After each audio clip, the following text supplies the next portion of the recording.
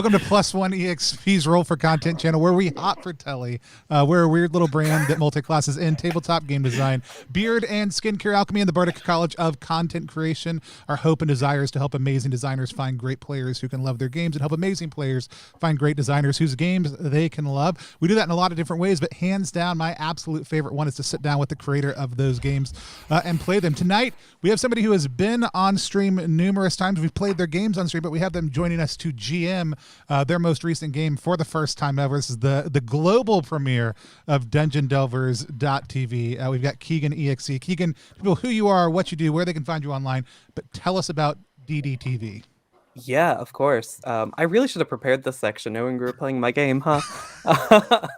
I'm Keegan. You can find me online at keeganexe.com. And like Tony said, we're playing DungeonDelvers.tv today. It is a sort of like what if a sword and sorcery setting had cell phones. So all of our players today are going to be delving into some dungeons with their Twitch crews behind them. Awesome. I love it. We also are using an optional rule for one of the moves that does actually allow for the people who are watching this chat to be able to speak and do it. I definitely took that move 100% excited about that option. And so you as you're playing are going to get a chance to influence some of the moves also too, because there's an audience function and a sub function behind some of this does it. It's built off the Together We Go system, which is another reason I'm super excited, but I love everything that Keegan makes, and I'm super excited to dive into all the different things you pulled together for this game, and it's absolutely shaping up to be beautiful. It is part of, is it Executable Week also too? You launched it as part of I really should know the name of my own holiday that I invented. Yeah, it's Executable Week. We're celebrating my birthday for a whole week by putting all my games on sale.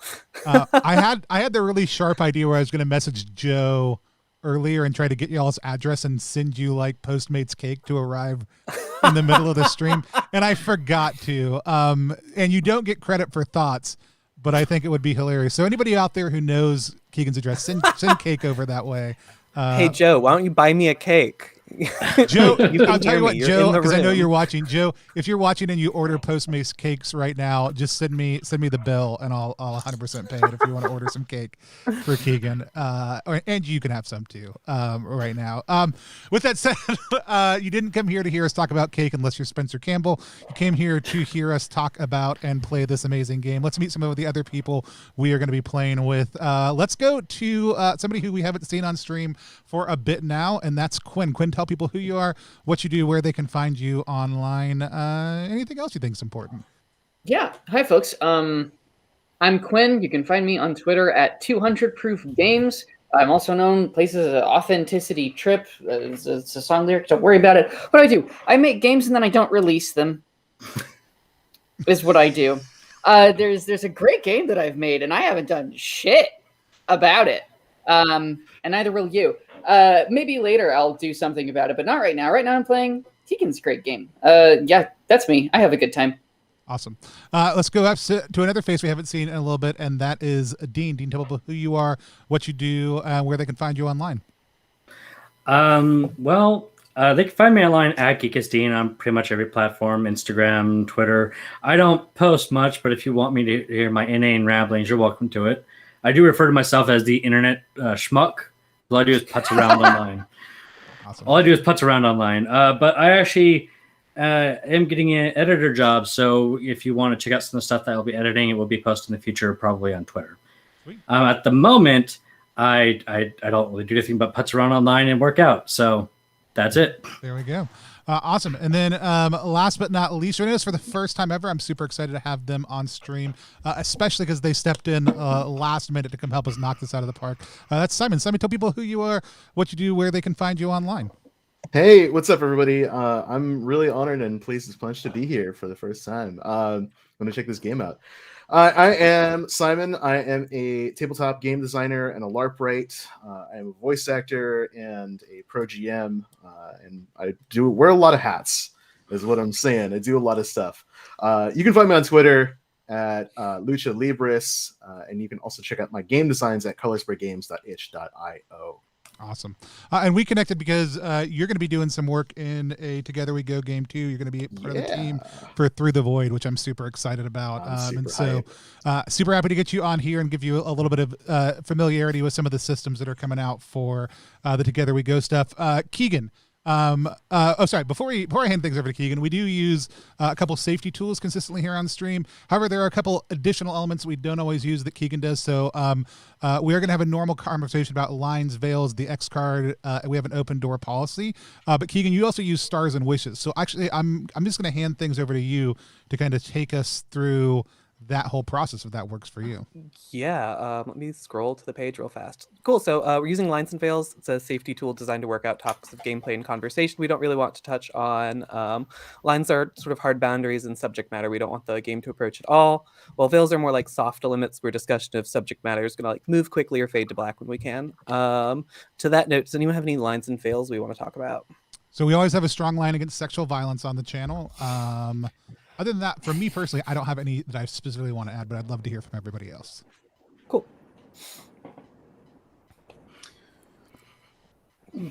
Okay. Cool. Worm stuff. Yeah. I don't do that. No worm stuff. Yeah. No worm stuff. Which makes sense in a dungeon delve. I think it comes up sometimes. It would have come up otherwise, so I will simply not make them worms. We're cool. That's awesome. Thank you. I doubt it will come up in this game, but any form of body horror, just not my thing. Great. Perfect. I'm going to write that down real fast. Cool. And then we use stars and wishes too, which is more of a wrap-up tool, so we'll probably cover it at the end of stream if we still have time. So yeah, we can get to it then. Cool. Oh, I'm sorry. And then we're using the X card as well. Oh yeah, so I can do that part. Yeah, X card is the ability for anybody at any point in time to say or type in X or message Keegan X and say, hey, I don't like whatever they don't like. We just want to identify what the issue is. You do not have to explain why you don't like it, though you're welcome to if you want to. And then we'll just move forward in a different direction than whatever the objectionable content was. And then yeah, also if somebody has to get up and go to the restroom or something for some reason, that's fine. Do that. Like you're a real human being, and you should take care of yourself. That goes for people who are out there watching on stream now or later also. Cool. Great. We good to get moving then? Yep. Let's kick it. Okay, cool. Great. So we are going to pick up in the town of Wheat Crossing. It is a small farming community, sort of on the outskirts of the city of New York. Here is where our house, this is our stream house, they're House Slayers, has gotten a call from one Hatch Thatcher about some strange undead monsters poking around on the edges of the city. Now, the whole group's been here to Wheat Crossing before. You all were recently here to delve Half Pint Hold, which is the sort of dungeon attached to the town. But yeah, we'll pick up over here in Wheat Crossing in the tavern called Half Moon Tavern. We'll sort of meet the group around the table and give everyone a second to introduce themselves. Awesome. Do you want to go first, Quinn? Go in that same order that we did intros in? Yeah, sure. So my character is Cornleone Huxtable, Delver tag Hux. They, them pronouns, halfling. Their aesthetic is what I have termed wired 90s retro future. So what this means is that instead of a staff or sword or anything, they're a mage. They're basically crisscrossed in a web of cables and wires and batteries and disk drives and cartridge slots. And they cast magic by taking game cartridges, popping them in, and then that lets them emulate the abilities of the characters in that game. They're college educated. They're pretty annoying. Just a little bit. I think probably one of the reasons why they do the delve is they just want to get a.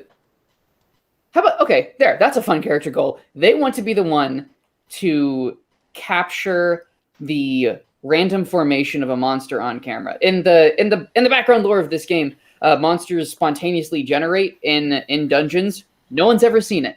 Hux wants to be the first. Sick.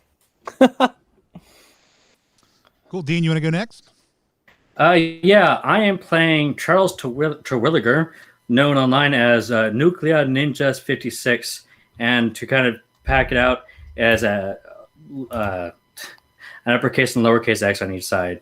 Ironically, the character also has a 90s aesthetic. I refer to it as 90s punk. So it's like a leather jacket, but as like jean pants, and then for some reason a fleece shirt that's tied around his waist. That's kind of what his like general aesthetic is. He's doing this because he doesn't want to have a normal 9 to 5 job, so he's trying to be like a Twitch influencer. Well, not Twitch, excuse me. That's not correct. DungeonDelvers.tv influencer. Yes, thank you. DungeonDelvers.tv influencer. So he's trying to get his whole life around this. But as per the background, he's a bit of an intern, so he's still just kind of getting into it. Sick. Cool, Tony. I believe you were next. Sure, yeah. So I am playing as, I'd have to pull it up. Oh, God. We got some good names in the mix, I'm not going to lie. Dean, will you tell me what your character's name was one more time? I forgot to write it down. It was Nuclear Ninja.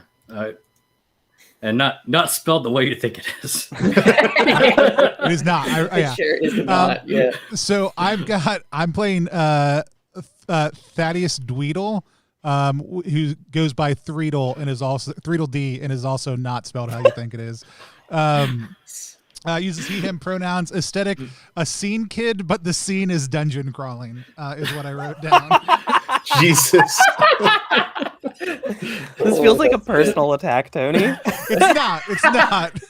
It literally was like, okay, I don't want to go jock, but I want to go like hipper and more punk, but I want it to definitely be like there's somebody who's very into Delver culture and like the kind of sportier aspect of it. So it is 100% that this is their scene. And yeah, that's it. So it was not a personal attack. It was not the first thing I wrote down, but I was not considering that at the moment. They also attended the Blatherskite University for a period of time, and they are like there's a lot of posing that happens and a lot of they're very competent in how to showcase their abilities. Whether they're competent in those abilities or not, totally great question. Carries a giant, what looks kind of like an oversized croquet mallet over one shoulder and a small croquet ball, like in a holster at their waist. Why there's a croquet ball holster in this universe? Who knows? It exists. And they're wearing a rad crawler uniform, also too. Perfect. Cool. Simon, tell us about you. Yeah, so this to be clear, this is urban fantasy, right? So we can be weird creatures. Yeah, go for it, please. I'm not being a weird creature. I'm just a dwarf. I decided that's great because I love my favorite thing in fantasy is to be like a dwarf rogue, even if it's not mechanically correct. And so I put my points in hacker. So I'm playing Victor Vic Vargas, whose streamer handle is Torchbearer with a 0 for the O. Nice. He, him pronouns. His aesthetic is urban explorer, sort of like he fell out of like Stalker Call of Pripyat, but without like all the radiation. So like a warm hoodie. Obviously, the hood is up. Leather jacket, pockets everywhere. Like so a little mall ninja type of vibe of like I've got my military surplus backpack, molly pouches. There's gear like all over the place, climbing stuff, some tech. If a rogue had access to computers is kind of where we're going here. And of course, an ancient wooden and like kind of tarnished gold crossbow taken from some ancient tomb strapped somewhere on the gear with knives, dark skin, beard, because dwarf. Because why not? All attended Blatherskite University like everybody else. I think that's probably, I think it's his general thing. I think is as a streamer, he's into like ghost hunting and the supernatural. so is like really into exploring just weird places and trying to capture like phenomena. Probably like has some overlap with Hux there. Like, well, yeah, if you could Totally. see a monster spawn, that would be super cool. Like, I normally hunt like the undead and stuff like that, but here we go. Perfect. Okay, cool. Yeah, so we're all sort of resting up here in Half Moon Tavern. And I'll say you all probably delved Half Pint Hold sometime earlier this week, so you haven't really left town yet. But you've just gotten a text from how did I already lose this man's name? Hatch Thatcher about maybe taking a job on for him. So Hatch Thatcher's a little he's a little gnomish man. He's sort of in charge of this town, but not like officially. He's just, if Hatch tells you to do something, you pretty much do it. But he's come here to Half Moon Tavern to meet you all. So he finds you all sort of surrounding a table here. And he's like, so, I got a job for you all. If it's half as good as last time, I'm in. What's the deal? Hatch is give me subs as he's twiddling on his phone. Ugh, I always forget I'm dealing with Delvers here. Okay, look, I'm not gonna help you with that, but I'll pay your rent. Yeah, sold. Yeah. Sounds good. Yeah, great. Deal, yeah. Perfect.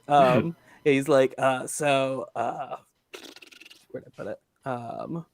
Cool. Yeah, so we've seen some like skeletons poking around the outside of this town.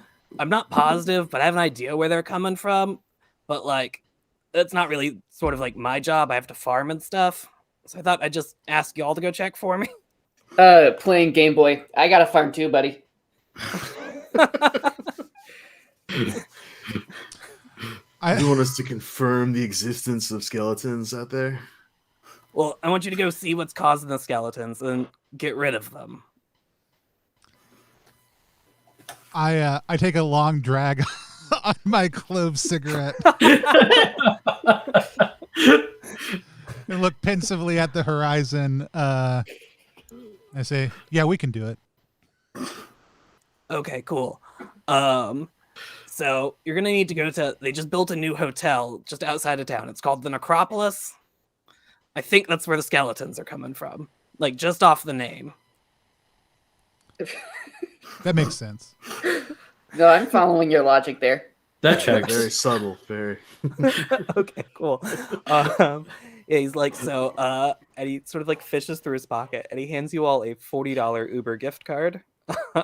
Yes. Nice. And he's like, so I think this will get you there.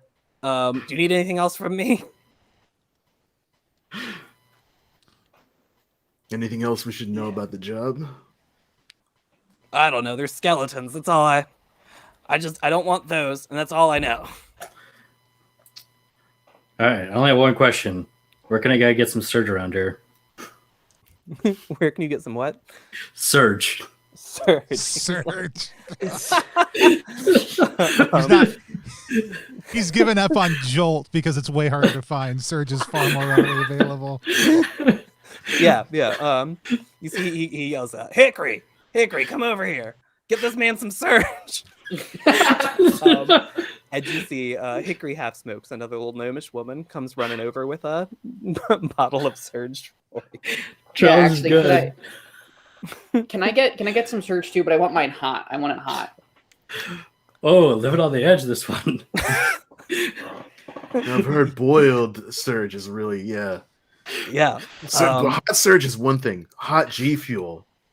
That's where I get the We're all out of hot G fuel. We can get you some hot Surge. That stuff went viral a couple of weeks ago, and it's just been impossible to go down to stop. Like, the supply chains are all messed up now. And you hear him muttering about Delvers and their hot Surge as he sort of walks out on you here. long drag on my clove again. Back at Blatherskite, we had a couple guys who would line up on one side of the commissary, and they would stack a Surge can like at a high point, and then just yell Surge, and a bunch of their friends would force their way across the cafeteria, knocking people down. It was an everyday thing for like 3 weeks.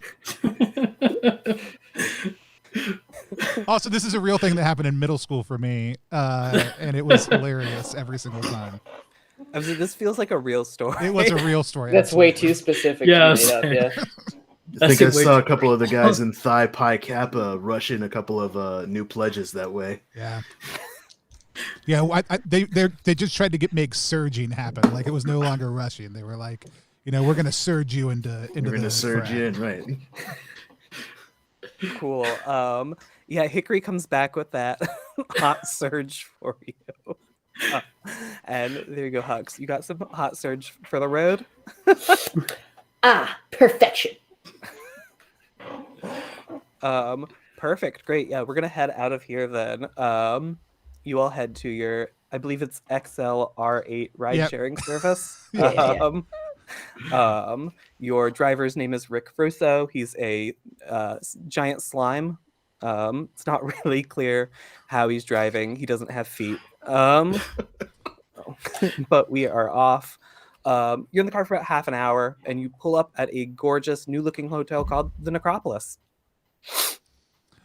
Is there a motif happening here at all? Like as we pull up, does it look like they've themed this appropriately to be called the Necropolis, or is it at odds No, with this the architecture? This looks like a Hilton from the outside. Is it the Necropolis by Hilton Suites? Yeah, By Doubletree, right? yeah, it's obviously new construction though. But yeah, you pull up in the little what's that called? That little lane right outside of the hotel where they drop people off. Yeah. The drop off lane. There we go. Yeah. The valet area. The valet. There we go. And Rick lets you out of the car. Rick, the best driver in the industry, even though he doesn't have legs. Best driver in the industry. But I will get out of the car. Does he have one of those things inside where it's like, hey, next time if you want to just pay me directly, you can call this cell phone number? Oh yeah, he hands you a card on the absolutely. way I'll out. take Of that card. course. Nice. Excellent. It's a little wet, but Cost of Mild doing amount of business. slime. yeah. And he mentions make sure to tip and leave me a 5-star review. Of course. I don't know why they Absolutely, give you any other absolutely. buttons. I mean, if it's anything Yeah. less than 5 stars, then nobody gets anything. Cool. Yeah. So we are standing outside of the Necropolis. I assume we want to head in. Yes. Let's go for it. Yeah, what's the Grindstone account name on the card that he hands me? The Grindstone Our account. Grindstone account name? Yeah. That's a dating app. This is one horny slime driver. Just has it on his business card. He's multitasking. It's part of the networking process. Okay. Yeah. Yeah, it's just Slime Daddy is his name on the card for sure. Though. Of course. Sorry, I'm laughing too hard at that. Yeah, cool. As you all step into the Necropolis, you can hear, sort of from the front desk area, just what sounds like thousands of insects. And there doesn't seem to be another soul here in the lobby. Cool. I mean, I'll go ahead and use my Blathersky graduate ability because we get to use it once per session, so why not? Yeah. I want to gain reliable information. I learned about hotel management in class. I did do at Blathersky. I did an audit of a hotel management course. What do I know about this location? Yeah, I'll say, so you know a few things about this. One, like I said previously, it's new construction. It's only been here for probably a few months at this point. You know that this is less a hotel than it is a hospice. You know, a lot of people have been sending their like sick and dying friends and family here to get taken care of. They're getting top quality medical care while they're here. And then the third thing you know is that the front desk here is a sentient cloud of flies. Cool. Do I know his name?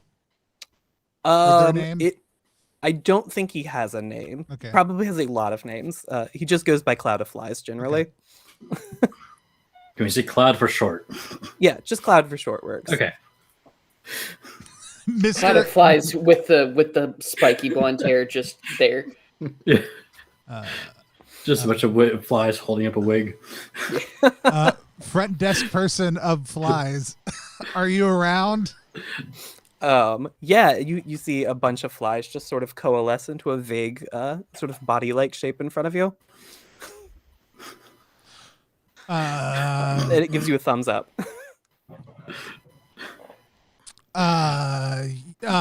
We were sent here by what did he want us to do? Just hang out. Skeletons. I think it was skeletons. Have you seen any skeletons around here? Gives you another thumbs up. Awesome. Have they Is been that like causing is any that kind like of problems? yes skeletons, or it's good that there isn't skeletons, or He sort of reforms his body into that of a skeleton and then gives you another thumbs up. all right, yeah, good that there is skeletons. You like them. Yeah. No. Where are they at? And you'll see he sort of motions. There's a brochure titled "Welcome to the Necropolis" sitting at the front desk. He just sort of motions his hand at it for you. Vic picks it up and starts thumbing through it, like, "Oh yeah, I always love to get some literature." Yeah, I Cool. take the phone drone and I feel like Hux and Simon, what's your character's name again? Vic. Vic? Yeah. I feel like Hux and Vic kind of go back and forth on this like cryptid angle. Yes. Where like you pretend to interview me about like my scientific knowledge about this thing, and I interview you, and you like go ham on the spooky nature of stuff. So I grab the camera drone or whatever, and I'm just like, while you're doing this. Yeah. Sick. Yeah, so this brochure lets you know a few things as you thumb through it. One, like I said previously, this is more a hospice, less a hotel. It provides quality medical care. The medical staff here is largely fungoids, which are like large people, like mushroom people. And it's owned by two doctors. They're twin sisters named Corona Beth and Ianthe. And the deal here seems to be that they provide top-notch medical care absolutely for free to the people here, with the agreement that they get to keep their bodies after they die. And you see, sort of as you flip through it, there's a little section at the back of it talking about taking a tour of the facility.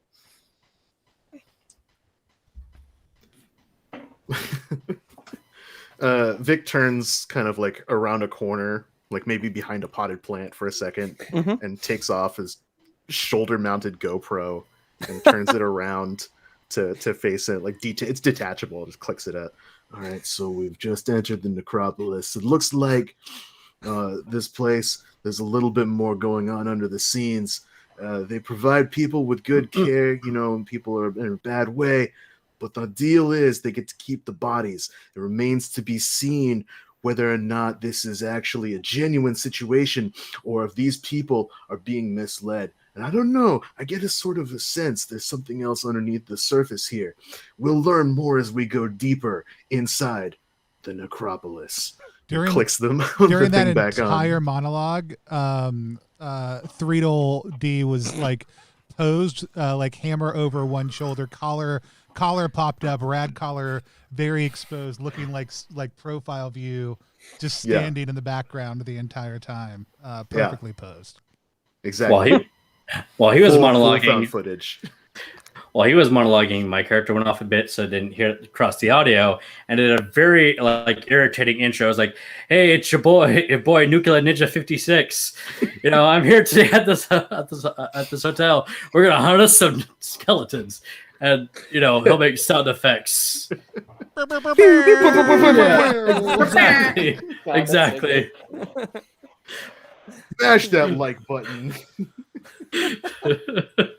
I've one thing that I haven't mentioned since the stream started is that my character always has a VR headset on, always. With pass-through cameras or whatever, they can see what's going on if they need to, but they can also just be gaming away. So I think during the monologue, in order to get both themselves and their chat in the mood, they've booted up Ghosts and Goblins, or Ghouls and Goblins, or whatever it is. The really like fucking hard one. Yeah. So they're just gaming away. I love that you're using a VR headset, but are you playing on the Game Boy? Like, is this the VR headset is pulling in the feed? I'm from looking at it from through the Game Boy. Was it released on the? It was released on something. I think it's it does not. an I don't extra think we need to level. parse that. Yeah. There's an extra level of seriality to this. No, I have a good answer. There's I like VR. There's a VR program that somebody came up with where it is a simulated bedroom with like TVs in it, and it has pretend game consoles, and you plug in the cartridges, and that actually starts an emulator, and then it emulates those games in VR, so you can play it like in your actual 90s bedroom. And I think that is how Hux is playing this game. They are emulating it in VR, streaming that, and then they'll switch what they're streaming later. So Super Ghouls and Ghosts was released on the Super Nintendo, but then later on the Game Boy Advance. Game Boy. Okay, well, fuck. There So it it's is. got to be what a repro cart that someone made of like a ROM for the Virtual Boy. So they like ported it over to that horrible black and red color palette. Man, that's yeah. Yeah. I love it. But like with 3D like perspective stuff. So like, the monster's coming at you from this close. Ooh. Yeah, I love that. Vic turns around to the cloud. Listen, I got my grandma's getting up there, and I'm wondering if I could take a tour of the facilities to make sure that she's gonna get the top quality that she deserves. You know, she's always been there for us. We want to make sure that she's being taken care of real well. Okay, cool. Yeah, you see the stream, the cloud of flies, sort of like, you see like a 1 second finger, and then sort of disperses. And you wait here for. Looking around. There's like a pregnant pause here as you wait. And instead of him coming back, you see like a little fungus man come back over, and he just sort of walks past you. You get the feeling you're supposed to be following him. I think we have a way in. I'm going. Cool. Hood up. All right, crew, it's time to enter the dungeon. My character will walk forward, humming the tune to Superman by Goldfinger. Can someone who taps me on the shoulder or something to get me out of the gamer zone? I'll do it as I'm walking. I'll just like tap your shoulder. Yeah. Cool. All right, ghoulies, it's time to go. Great. So as we start to head into this dungeon, I'm going to get the first roll of the game. I'm going to need everybody to roll a d20 for me. We're going to see what happens with your subscribers during this dungeon. Oh, boy. Woo! 19. Perfect. 9. 17. Okay.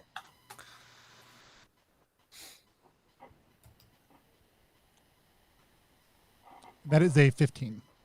Okay, cool. So everyone who's 15 to 19, you're going to gain 2 D100 subscribers during this.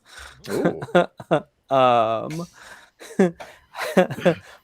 is unfortunately going to lose 1 D100 subscribers during this. So let's go ahead and roll those. Can you go into negative subscribers? I do. I lose all my subscribers. You can never drop below 1.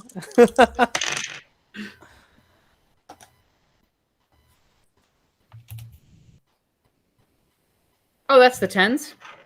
That one's the 10s, and that's... Okay, I lose 9 subscriber. That's not as bad as it could be. It's nowhere near as bad as it could be. Cool. What does that put everyone's subscriber numbers at? Speaking of subscribing, we don't do that, but hit follow if you want to while you're yeah, here, please follow +1 while you're here. More importantly, does that put anyone over 100 subscribers? That puts me over 100. Yeah. Okay, cool. In that case, then, as you all start to follow this little fungoid back, you're going to get a text on your phone. It's sort of like a group text from Dungeon Delvers TV, the platform, offering to support your stream here. They are offering to, where did it go?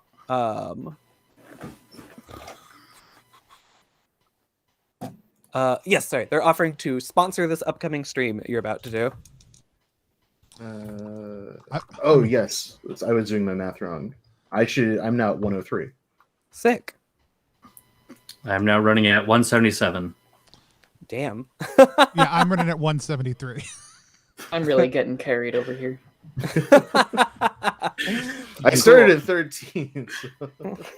The problem is, I mean, just in all truth is our streams like usually cut you out. So you're not getting the cross promotion because you're down below the eye line as a halfling. No one even knows you're there. Of our clips, like you make it into Vix shots a lot because the height difference isn't so bad. Right. Like 5 top. But 5 for the feet other top. two of us, you're not getting the boost of being in our, because there are lots of times high angles. My We already character have a lot of cross pollination between our two For fan sure. bases. It's hard to create unique subs out of that. and my character tends to film at like annoying angles whenever he's not talking to the camera. He's like sideways doing this. It's really a wonder he has so many subscribers. Dean, speaking of which, you may want to flick your camera off and on real quick because I think you've been frozen for the last little bit. Oh, me? Okay. Dean, Oh, Dean, never mind, no. Dean. I never hear my name right. Hey, Okay. You're good? yep. Great. Would we like to take DDTV as a sponsor here, though? We will get a Yes. magic item out of this. I'm all about that. Sure. 100%. Cool.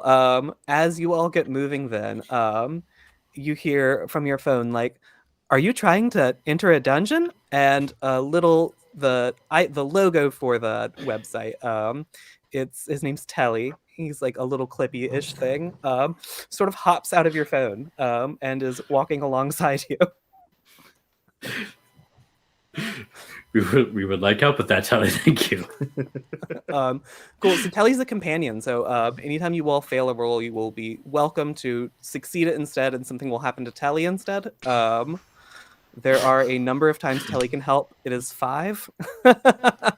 After that, something happens. But I will keep track of Telly. Sure does. Sweet. But yeah, he's here to help you all with this stream. Awesome. And with that, we will start heading into the dungeon. Yeah, so the fungus man sort of like opens a door, leads to like a big spiral staircase that goes like deep underground. It is extremely dark here, but he's brought a flashlight with him. And you will go down probably a few hundred feet before you walk up to a big room that says Beetle Labs on the outside of it, and he just sort of like holds an arm for you all to open the door. Match the tone and rhythm, like humming as we go and doing some minor vocalizations as I open the door. Sick. Yeah, so as you open the door, you can see this is a large, clean, well-lit room. Looks sort of like a morgue. There's lots of like reflective steel like tables with bodies respectfully laid out on them. And you can see one very large Hercules beetle sort of walking around here. And as he points around, you can hear him sort of chittering, and you can see across a bunch of the bodies have just beetles crawling all up and down them that seem to be eating. Cool. And the large Hercules beetle is, I'm gonna guess, is that like halfling size or human size, or just he's like like a 8 foot? feet tall. He's massive. He's massive. Okay. Sick. Wow. Large Hercules beetle did not immediately communicate that. Yeah, my bad. That's fine. I was asking. So this is just for anybody watching this. I have read this adventure Yes. like a month. Like I haven't read it recently, a month ago, because it's for Down We Go. I'm very excited to be playing through it. I don't remember the specific details. I just remember the generalizations, but I did remember him seeming like a larger fellow. Yeah, his so- name is in fact Beetle Boss. He is very large. And you can see, sort of as we finish looking around this room, though, there are a number of what look like potions and stuff stashed away on the tables and stuff. And each of them has a blue liquid that sort of reflects in the light a lot like his shell does. And then on the other side of the door of the room, you can see there's just a door that says the baths on it. Did are the people who are being eaten by beetles like screaming, or the Oh no, they are the full bodies? dead. Okay, and Yeah, they're they're just evidently bodies. dead. Like, Mhm. okay. I really like what you've got going on here. Oh, thanks. Yeah, we're just sort of cleaning the bodies here. Yeah, doing a good job. Are these like is your team? Yeah, these are my friends. It's my family. Awesome. What are their names? Oh God, they're he's gonna list names for you until you stop him. There's hundreds and hundreds of beetles in this room. They're all named Jeff, regardless of gender. They're all named Jeff. You know, this is They do. you're all doing start a with great B. job. You're doing a great job here. I was just sort of wondering what's the next step? Oh well, you see, we're gonna clean the skin and muscle off these bones, and then we send them into the Right. baths to finish cleaning them. Great.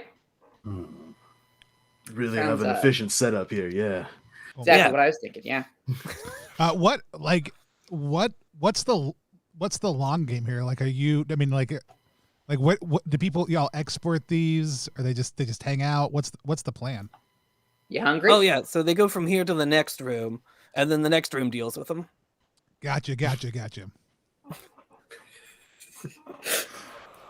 It's always good to see when people have a not good. It's always interesting to see when people have that sort of need to know basis on everything. You know, the sort of everything's right in front of you. You got your one task, and that's it. Yeah, this job feeds my family. I don't ask too many questions. That's all right. You know, that's what I'm saying, right? That's all we do in this economy. Puts food on the table. That's it. You only do as far as your paycheck goes. A lot of mandibles to feed. I totally get it. Yeah. I'm gonna check out those vials, those potions. Oh yeah. Those Feel are free. intriguing. Yeah, it's some sort of blue potion. If you would like to, you can make me let's call it a mage roll here. Yeah. To tell what it is, it'll be a difficulty of 13. So I'm rolling a d20 and Adding your mage to it. okay, which is 0. Which You're is rolling great. a d20. I have a 2. A 2? Yeah. The thing that like Vic is just like kind of gingerly like when the beetle is not looking because you don't want to be too doesn't want to like raise any beetle hackles. Just like kind of well, you're listing off names, like picks up the bottle and kind of looks at it in the light and swirls it around and like stroking that beard. Like, what do I remember from Alchemy 101?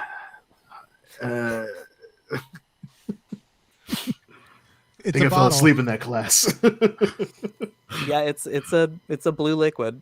Yep. Well, folks, I think what we're looking at here is the resurgence of Arctic Rush. It's looking really good. Yeah. It's Arctic Rush. Arctic Rush embalming fluid. It's Do you? when they started flavoring that stuff, I knew that things were changing. Yeah. That's a beautiful shade of blue. It seems to match your beautiful carapace there also too. Is that is there a connection there? Oh yeah, that's beetle oil. Yeah. Use it to oil a beetle. He's like, no, I produce the oil. It's from the beetle. Right, like you need it to oil, like to stay lubricated, and then you use it for other things also. Gotta By make that- beetles for beetles. You gotta make Yeah, that it makes- chitin look good. It makes bones look better. Yeah. Oh, it's for the bones. It's for the bones. Yeah, how does it helps help? How harden does it them help the bones? Oh, get some. Yeah, that makes sense. Or do you know? I just wondering. Is there a reason you want the bones hard? I don't know. I was told they needed hard bones. I respect it. I mean, when's the last You time know, you when heard I somebody think ask for a about soft bones- bone? Yeah. What was the question? Oh well, I mean, I was just saying, when I think about bones, I do think they, I think hard bones are probably better. So Yeah. Yeah. yeah. I did this one gig a couple of years ago. The jelly bones. That was a real bad time. No, you Everything don't- just sort of splashed around everywhere.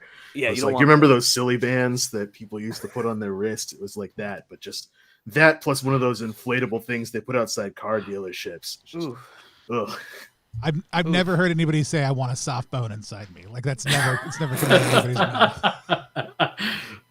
Well, I mean, I once do this band of like cubes that was a rap group. They weren't very good, but they're gelatin cubes, and they had soft bones all the time. Well, this has been fun. Do you want to head out? We're obviously taking up a lot of your time. We're just, you're getting the whole thing. Yeah.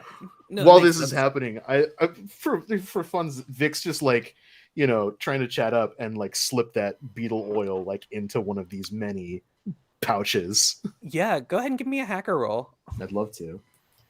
My I'll hacker say the level is- difficulty's 13 on this as well. Okay, I have 15 plus my hacker level of 3, so 18. Yeah, sick. You flip it in. He doesn't seem to notice. I take that Just in moment case. to DM Slime Daddy on Grindstone and just ask what's up with their bone sitch. You do get a text back. It says, got jelly bones.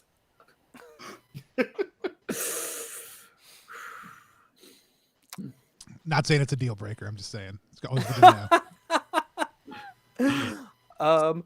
Cool. Yeah, let's if we're done. Let's get out of the Beatles. Can I mean, what are the Chitin. baths like? Can I take a look in there real quick? Yeah, feel free. As you approach this door, you can smell a strong sort of like peroxide smell coming from the room. Nice. I just pop that baby open real quick. Okay, cool. Yeah, go ahead and make me a mage roll real fast. Your target here is gonna be 13. Roll. It's a 16. Okay, cool. Yeah, you can you feel a little lightheaded as you enter the door, but you can see sort of there looks like there are some what you have to assume are some sort of like covered pool in the ground here. There's some like big wooden slats over something that is producing this sort of peroxide smell. But otherwise it's just a sort of like dark cave room here. And then on the other side of the room, there is another door. Hey, do you mind if we go through this way? Yeah, go for it. Awesome. Hey, y'all, you may want to plug your nose if you come this way, but is the fungoid like following us, or did he just like take us this far and is like, here you Oh, go? he got you to the front door and then he left Okay. after you all went in. All right. Not It's a exactly a self-guided guided tour. tour. Yeah. Here you go. Cool. Is everyone heading towards the baths? Yeah, let's see Yeah. what's Yeah. going on over there. Cool. I'll need everybody to make a mage roll. If you're holding your breath, feel free to do it at advantage. All right. I have nothing in mage. What am I looking up? Poof. I'm good with my mage. Damn. I get a 10. Okay. Damn. I got an 11. Including my mage level, I got a 5. Oof. That was with advantage too. Oh wait. I didn't okay. advantage it. Cool. Let's see if I can. Oh, right. I was like, Well, man, this, of course, these are some this is low an Urban rolls. Explorer. He's wearing like a 10. tactical shamag, and he's like pulled it up over the. Nope, that was worse. We're taking the 10. cool. So anyone who got lower than a 13, I'm going to ask each of you a question. You have Ooh. begun hallucinating. Let me see, where'd it go? Yeah, so you can see sort of, each of you off in the distance can see on the other side of the room your own body laying on a table, and it looks fairly poorly maintained. What does that look like to each of you? Ooh. Hmm. Like use our imaginations, right? Basically. Yeah. Poorly maintained. I think it's like we're into ghosts and monsters with Vic. I think it looks like a like a movie zombie. Like it's desiccated. Okay. So his body is like lying there. It's like starting to rot. There's probably like some bones visible. Like the cloud of flies is kind of like buzzing around it. The beard is like cut off in patches and stuff like that. Cool. Yeah, Ninja, what do you see? At this point, I would imagine him to be kind of like a semi like dry like a like kind of like a character from the movie Mummy with Brendan Fraser, where it's kind of like semi mummified, and you see the skin is basically either not there or sunken down and dried out, and yeah, some flesh is missing, so it's like, you know, nothing on this hand, that kind of thing. Okay, cool. And then Hux, what do you see? Does it has to be our physical body, or can it just be something we care about? Is it a body thing specifically? It is your dead body. Feel free to interpret that how you wish. I think the body itself is probably fine, aside from the dead part. But clasped, upon my chest, I have my hands, and I'm just holding a game disc with my fingers, like it's a fucking tortilla chip. Yeah, I'm gonna add to that your fingers are very much like touching the optical disc part. Yeah. Like it's gonna have thumbprints on it. Exactly. Yeah. Your oils are all over the. No. Yeah, it's all over it. It's like a really rare PS1 horror game. Oh god. The system will never be able to read it. It will never recover from this. Again. Disc 2 of Vagrant Story. Yeah, cool. With this knowledge, what do you three do? And I'm gonna let them move before Threedle can do anything about it. Chad, are you seeing this? It's thick in here. I don't know if you can see through the vapors. There's something over there. I think something's getting to me. I'm seeing. What are y'all talking about? Chad, I'm dead. What we're seeing a phenomenon in real time. Because I know I can touch my body, and I must be alive, but my body's over there, and that means I'm dead. Maybe I've already died, and Chad, I think I've become a ghost. I think what you're seeing is the first live stream run by a ghost.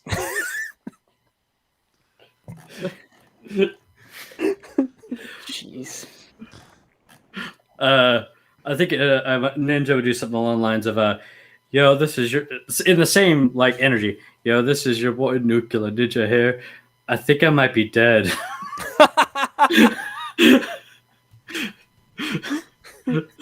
Blah blah blah blah. I've definitely forgotten I'm streaming at all.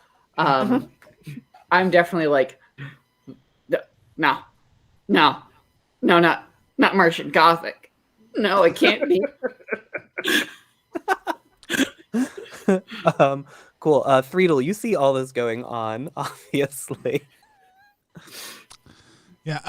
Threedle just tries to think back to, okay, like when someone is on a bad trip, like what do you do? Like that one time I dropped Molly and just lost it. Like what was helpful for me in that moment?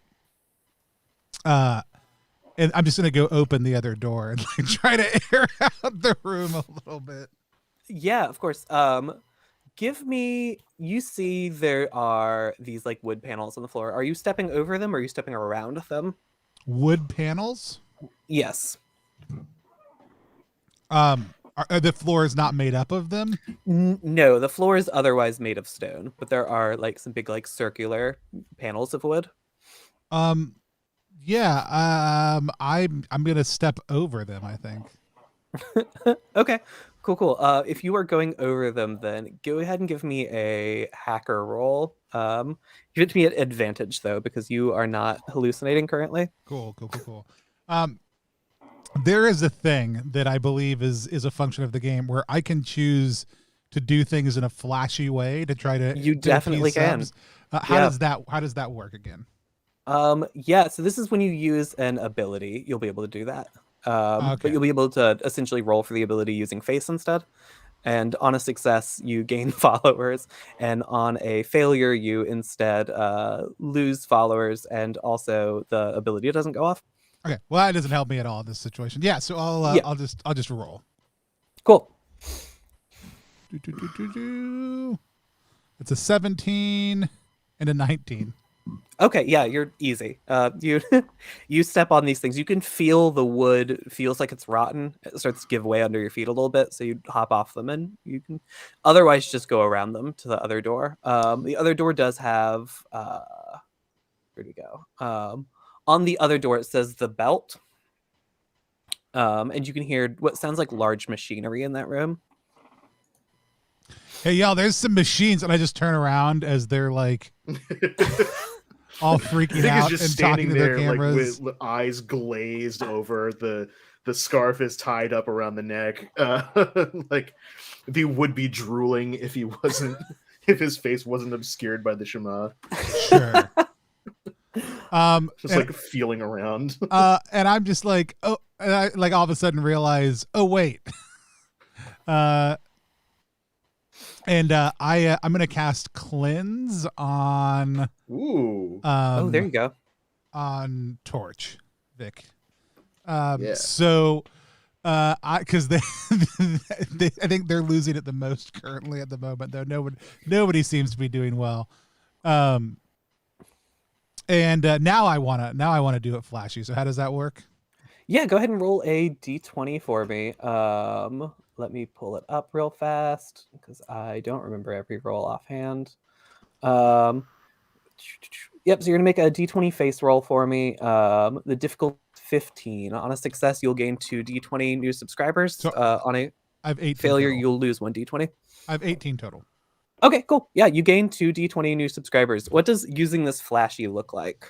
Yeah, so normally cleanse is just like it's very like there's not a lot to it. Like the person kind of glows with kind of like a white light around them, and depending on what they're afflicted with, you kind of get like some sensory imagery around them of like what's leaving their body.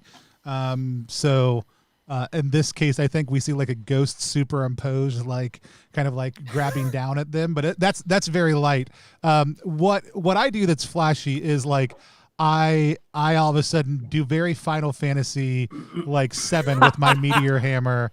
And it is like I take out the croquet ball and it is like bounced around like one of the ball yo-yos for a little while. Yeah. It like spins around the back of my head and then like I point at them and cast cleanse. And it's always a big crowd pleaser whenever I do it. Yeah, what's your face level again? I don't remember offhand. It's +3. Oh, cool. So you can actually hit all 3 of them with it. I believe it hits X targets. Yeah. Cleanse. Remove level hits from one target or one hit from. Oh, cleanse. Banish harmful effect from level targets. Oh, yeah, you should be able to hit all 3 of them. Then I will hit all 3 of Sick. them. That's fine. Sick. Nice. I was like, Your little 1 second. I Final feel like this Fantasy should be summon stronger. animation. Yeah, all 3 of you. You have stopped hallucinating. Just out of curiosity, does anything happen when I hit 200 subs? It would next time you go Next time into we go into it dungeon. will- Okay. Yeah. Whoa. Yeah. Okay.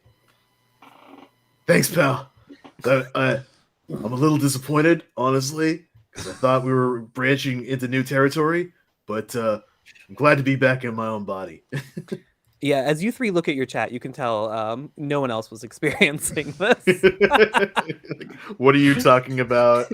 You're pointing the camera Yeah. at like a blank section of wall, yelling, "Do you see me? I'm dead."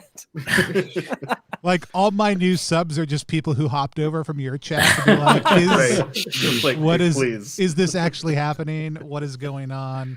Right. Mhm. There's a bunch of people like, why are you trolling us? My character's gonna tilt over the camera with getting a twiddle in frames. Shout out to my boy for helping me out. Like, comment, subscribe on his vids. Sick. Yeah, that's the trick in this room. With that, you're all able to sort of head over to the door where I'll point out all the wood spots on the floor. Yeah, Mhm. perfect. Yeah, you're able to head over to the door where Friedel is. Like I said, you can hear from the other side of the door. It sounds like there is some sort of large machinery, and the door itself just reads "The Belt." Cool. So anybody want to go in first? I got you, fam. Go ahead and go first. Yeah. Kick it in. You open this room to a massive warehouse. You see there are sparklingly clean skeletons, sort of lovingly laid on tarps all throughout the room. The room itself is fairly dusty, and you can see there are about 15 skeletons just walking around in this room, and they seem to be picking up these tarps with other skeletons on them and placing them on a large conveyor belt at the other end of the room. And the bones look nice and hard. Yeah, their bones look extremely hard. Cool. Nice. It's for that beetle juice. Damn, I didn't think to call it Beetlejuice. Look Oh, at that me. Beetlejuice! It's not too Oh, late. It's not I too late. assumed that was the joke. It was. It's already been said 3 times. Don't say it again though. So we I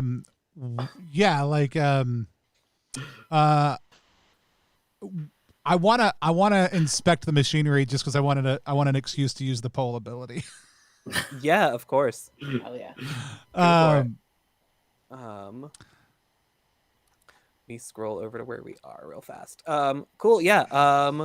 Go ahead and roll a d6 for me real quick, Tony. A D6. Yep.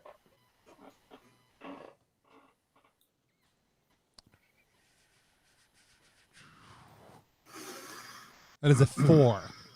Okay, cool. So in a 4, you can choose 2 of these statements to be true. Only one thing a viewer is going to say. You can choose one thing a viewer is going to say and declare it's untrue. You can choose so that only one negative thing the audience says is true. You can ask a single yes or no follow-up question, and you can gain 1 D20 subscribers. And that's on page 8 if you need to look over it. But audience, if you're watching this, what's the deal with the conveyor belt? So we just opened up a room called The Belt, and there's all this machinery going around. There's a giant conveyor belt. Audience, tell us what we know about the conveyor belt, and you're going to become part of the game right now. Pretty cool. Pretty cool stuff. And I'm going to pop up those abilities on screen so people can see what we're talking about. In the People talk. game. Perfect. Goes to a trash compactor. Ooh. Nice. And do I need to pick, just out of curiosity, so when people are playing this, do they need to pick beforehand or No, you can pick once afterwards. they do? Okay, cool. Yeah. This is actually one of my favorite things that you've done with the system is the information abilities having their own separate tables. I think is super, super fun. Yeah. Do I want to just Hopefully more than one person responds. It's going to be very Ideally. awkward. we got a few folks in chat, so Yeah. hopefully. Hopefully. But Dan and Callie bopped out. They would have known the canonical thing that was up with this belt from a setting The standpoint. belt secrets. So the belt has no cake. The belt is made of people. Oof. Oh, Oh, thanks for the raid, Gamer Priest. Hey, that Gamer Priest. Whoa. It's our Philly friend, that Gamer Priest. Hey, buddy, we're playing some Nice. Dungeon Delver TV. Episcopal priest over in Drexel Hill, who we still have not gotten a beer and a meal yet, but we need to. But has a phenomenal interview show, so we go check them out. Let's see. We're talking about what this build up. I do love it's made of people. So I'm going to declare that it's untrue that it goes to a trash compactor. Okay, sick. And I'm going to pick for the second one. I may ask a single yes or no follow-up question. Yeah, go for it. Belt is made of people. So I want to ask about the belt being made of people. Binary Star Games, I want to know, do the people seem satisfied with their lot in life? Like, do they seem happy? Is this fulfilling? Is this fulfilling? Like, Eating a conveyor belt? Are they happy to be now a conveyor belt that is made of them and others? That's yes. All right, great. Okay, yeah, they love this. They're into it. You can see there are Nice. some Nice. skeletons like cranking this machine that it looks like it is a bunch of people like holding hands to ankles to make the belt itself. And we're just piling skeletons onto that. Yeah, I'm trying to stay as non-body horror adjacent as we Yeah, possibly. I was like, Thank how do you. I stay away from body horror on this? I got you. That's why I was like, are they happy or not? Yeah, they seem happy. You can hear them all yelling, "We love this!" Because Nice. is there a weak spot, or can I disrupt this? Maybe a better question. Are they happy? I think keeps us in the right frame of mind, though. Yeah, so this giant grinding machinery belt of people who are thrilled with it being their lot in life. We love this. They're having a great time. Yeah, Like a you can hamster see wheel. these skeletons that are walking around in here are picking up these unanimated skeletons and sitting them on the people that are on the belt, that are the belt specifically. Cool. Hey. And then otherwise, there doesn't look like there's another door out of this place.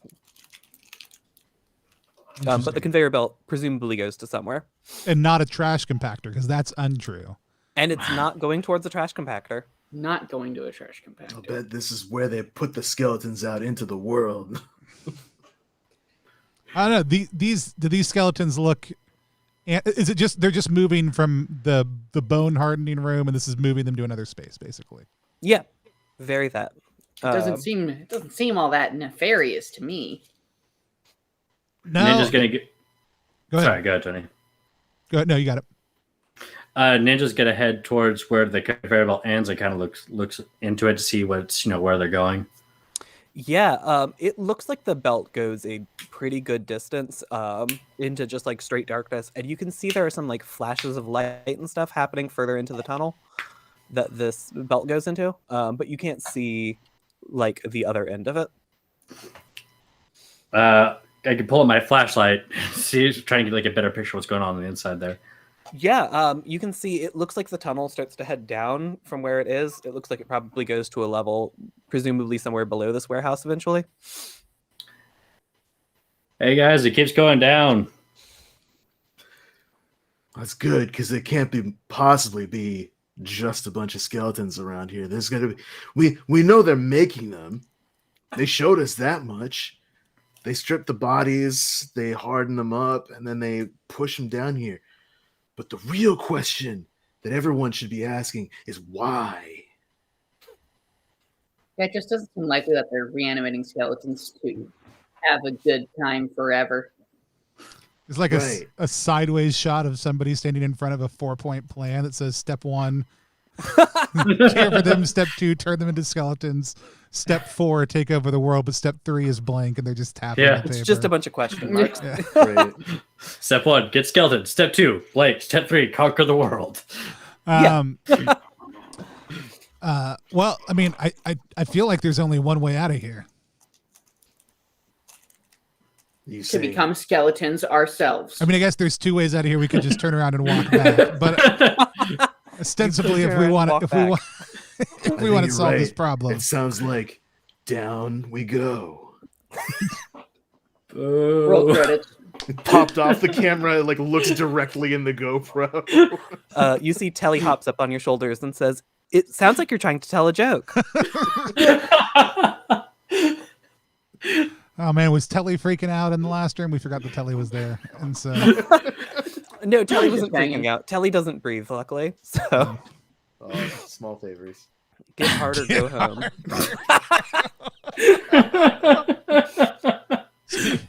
Is what I just texted to Daddy Sly.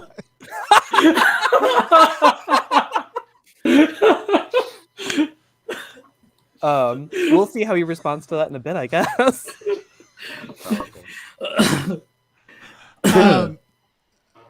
Yeah, so I start making my way over to the People Belt. Yeah. That body horror. I think Ninja's gonna do something kind of stupid and kind of like in between skeletons jump onto the belt. Yeah. You're more than welcome to. It doesn't stop. It keeps going with you on it. Yeah, I'm hopping on. I'm having a conversation with the belt just to make sure it's okay first. Yeah, we love being sat on. Join us. Also, I feel like I had to add, your boys do something brave, blah, blah, blah, blah, blah, as he's jumping onto the. I wish Very I could find this brave. kind of job satisfaction. You know what I'm saying? Like, it's unbelievable. You should try being a conveyor belt. I'm That happy sounds with the more- choices I've made. That sounds horrifying. Blah, blah, blah, blah. Like these people, their Grindstone app like bylines during life said really into belts, and everybody just thought that meant they were really loved accessorizing, and that and then but at some point they all realized their true dream to become belt. Yeah, they are doing what they dreamed. We could only be so lucky. I will It's say a very from- macabre goal. A Yeah. very macabre goal. From a non-body horror standpoint, there's a low set of low ropes activities that are all like human machine oriented, where you do and there absolutely is one that is just passing people down from one end to the other. Oh yeah. In between everybody using your arms and like rotating them. So I've got 100% got a visual picture here. It's excellent. Yeah, it's Uh, perfect. Yeah, and I'm so glad this belt's made of people.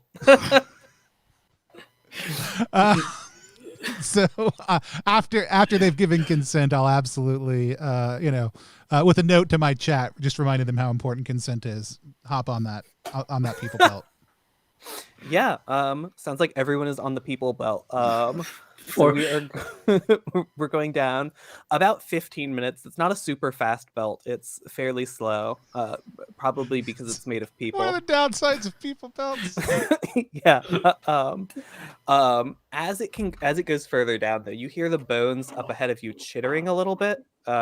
These were previously unanimated bones, but they seem to be moving a little bit. And as you keep going down, you can see the flashing lights seem to be some sort of arcane symbol that is flashing on the walls as you go further down.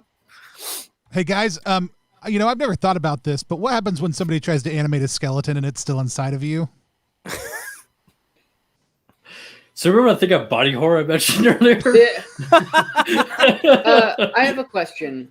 So the what kind of a space are we in? Is this a conveyor belt? Just what is the word? I'm On a thinking of? conveyor belt, essentially like down a tunnel. It Down a is tunnel, tight okay. otherwise. Yeah. I was trying to think if it was like not levitating, but just like if it was like a sheer drop into nothingness, or okay. So it's in a It tunnel. goes about like at a 45-degree angle down. Mhm, mhm. And is this action movie sized like vent structure size, or are we bigger here? Yeah, action movie sounds fun here. Yeah. So it is a squeeze for most of you. Maybe less so for Hux, since he's only a halfling. Yeah. Cool. Yeah, as you sort of get towards the end of the belt, you can see a light up ahead and what sounds like classical music playing. That's a bop. And as the belt keeps going, you are deposited into what looks like a dance studio. All the walls here are lined in mirrors, and as the belt sort of reaches an end, you can see the skeletons in front of you hop off on their 2 feet and sort of walk into formation in the room. And then at the front of the room, you see another skeleton, but this one has a large tutu on.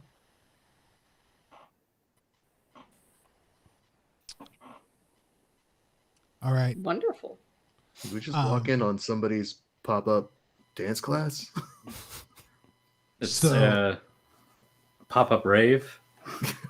So, are the bones around us? Are they start? You said they're starting to move. Yep, the bones around you, as they reach the end of the belt, are actually just walking right off the belt. Okay. Are they like lined up? Yeah, they are getting Yeah. lined up. They seem Are they doing like warm-ups? Does it feel militaristic? Does it feel like a dance class? What's the vibe? It feels like the beginning of a dance class.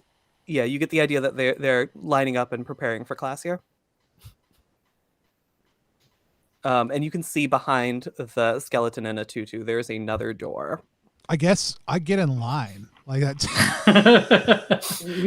Yeah. All right, fine, but I don't do Tchaikovsky. Cool. Yeah, as you all get in line, you can hear the skeleton at the front of the room. Okay, class, we are doing ballet. And she just like hands above her head starts teaching a ballet class. Is this skeleton's voice also? Yes. Cool. I mean, I'm happy to, and I just tried to like explain 2 or 3 times, and then I just like hit the form. I like strike the pose. Yeah, if we're all doing dance here, there's she's gonna run you all through a dance class. It is a lot of sort of like leg-based movement. There's a lot of kicking. There's a lot of turning. You will get the feeling doing this. She is testing if the skeleton's legs work correctly. It's gonna really suck if one of us fails. And that being said, if I could get a hacker roll from everyone, we're just looking for a 12 on this. Oh no. Make sure everybody's bones are up to snuff. And remember, you have Telly with you, so if you fail a roll, you're welcome to have Telly make you succeed instead. I got an 18. I got a 15. Cool. Hi. let's see here. It's an 8 total. Okay, cool. 17. I will take Telly's help. Feels like a bad Wait, time. you had an 8, and don't you have +3 to hacker? I have a +3. I just want to make sure you're rolling D20 there. Right? Yeah. Okay, just making sure. Okay, Yeah. cool. So, Hux, Ninja, and Threedle, you do perfect here. This is not a very difficult dance class, you don't think. But Vic, you're having a hard time, and you hear Telly sort of speaks up and says, "Would you like some assistance today?" And sort of hops around and like moves your legs into position correctly for this class. You get the feeling you wouldn't have succeeded here otherwise, but Yeah. with Telly's help, perfect. Great ballet you've done here. Vic's like, agile as a urban explorer, but he's also like stocky, and he's not used to, kind of bending the hips in the right way to get the right plie and the pas de belle and everything. So Did I get the lead role?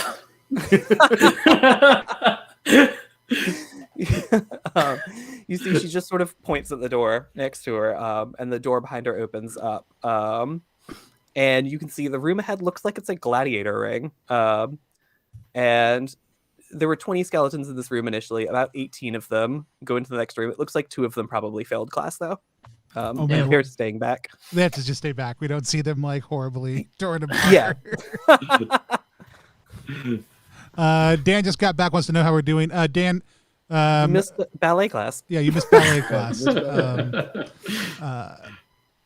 So, Try to sum up. yeah, I would file out.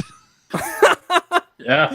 Yeah, you follow the skeletons into the next room. Like I said, this looks like it's a large gladiator ring carved directly out of the stone of the walls of this place. Cool. And you can see in the distance, there is a big metal gate behind which is just like a normal door, like the ones you all have been using. But between the gate and the door, there is what looks like a zombie. Unusual. None of the other skeletons here have been like befleshed. This one definitely does. He has like a green color to him.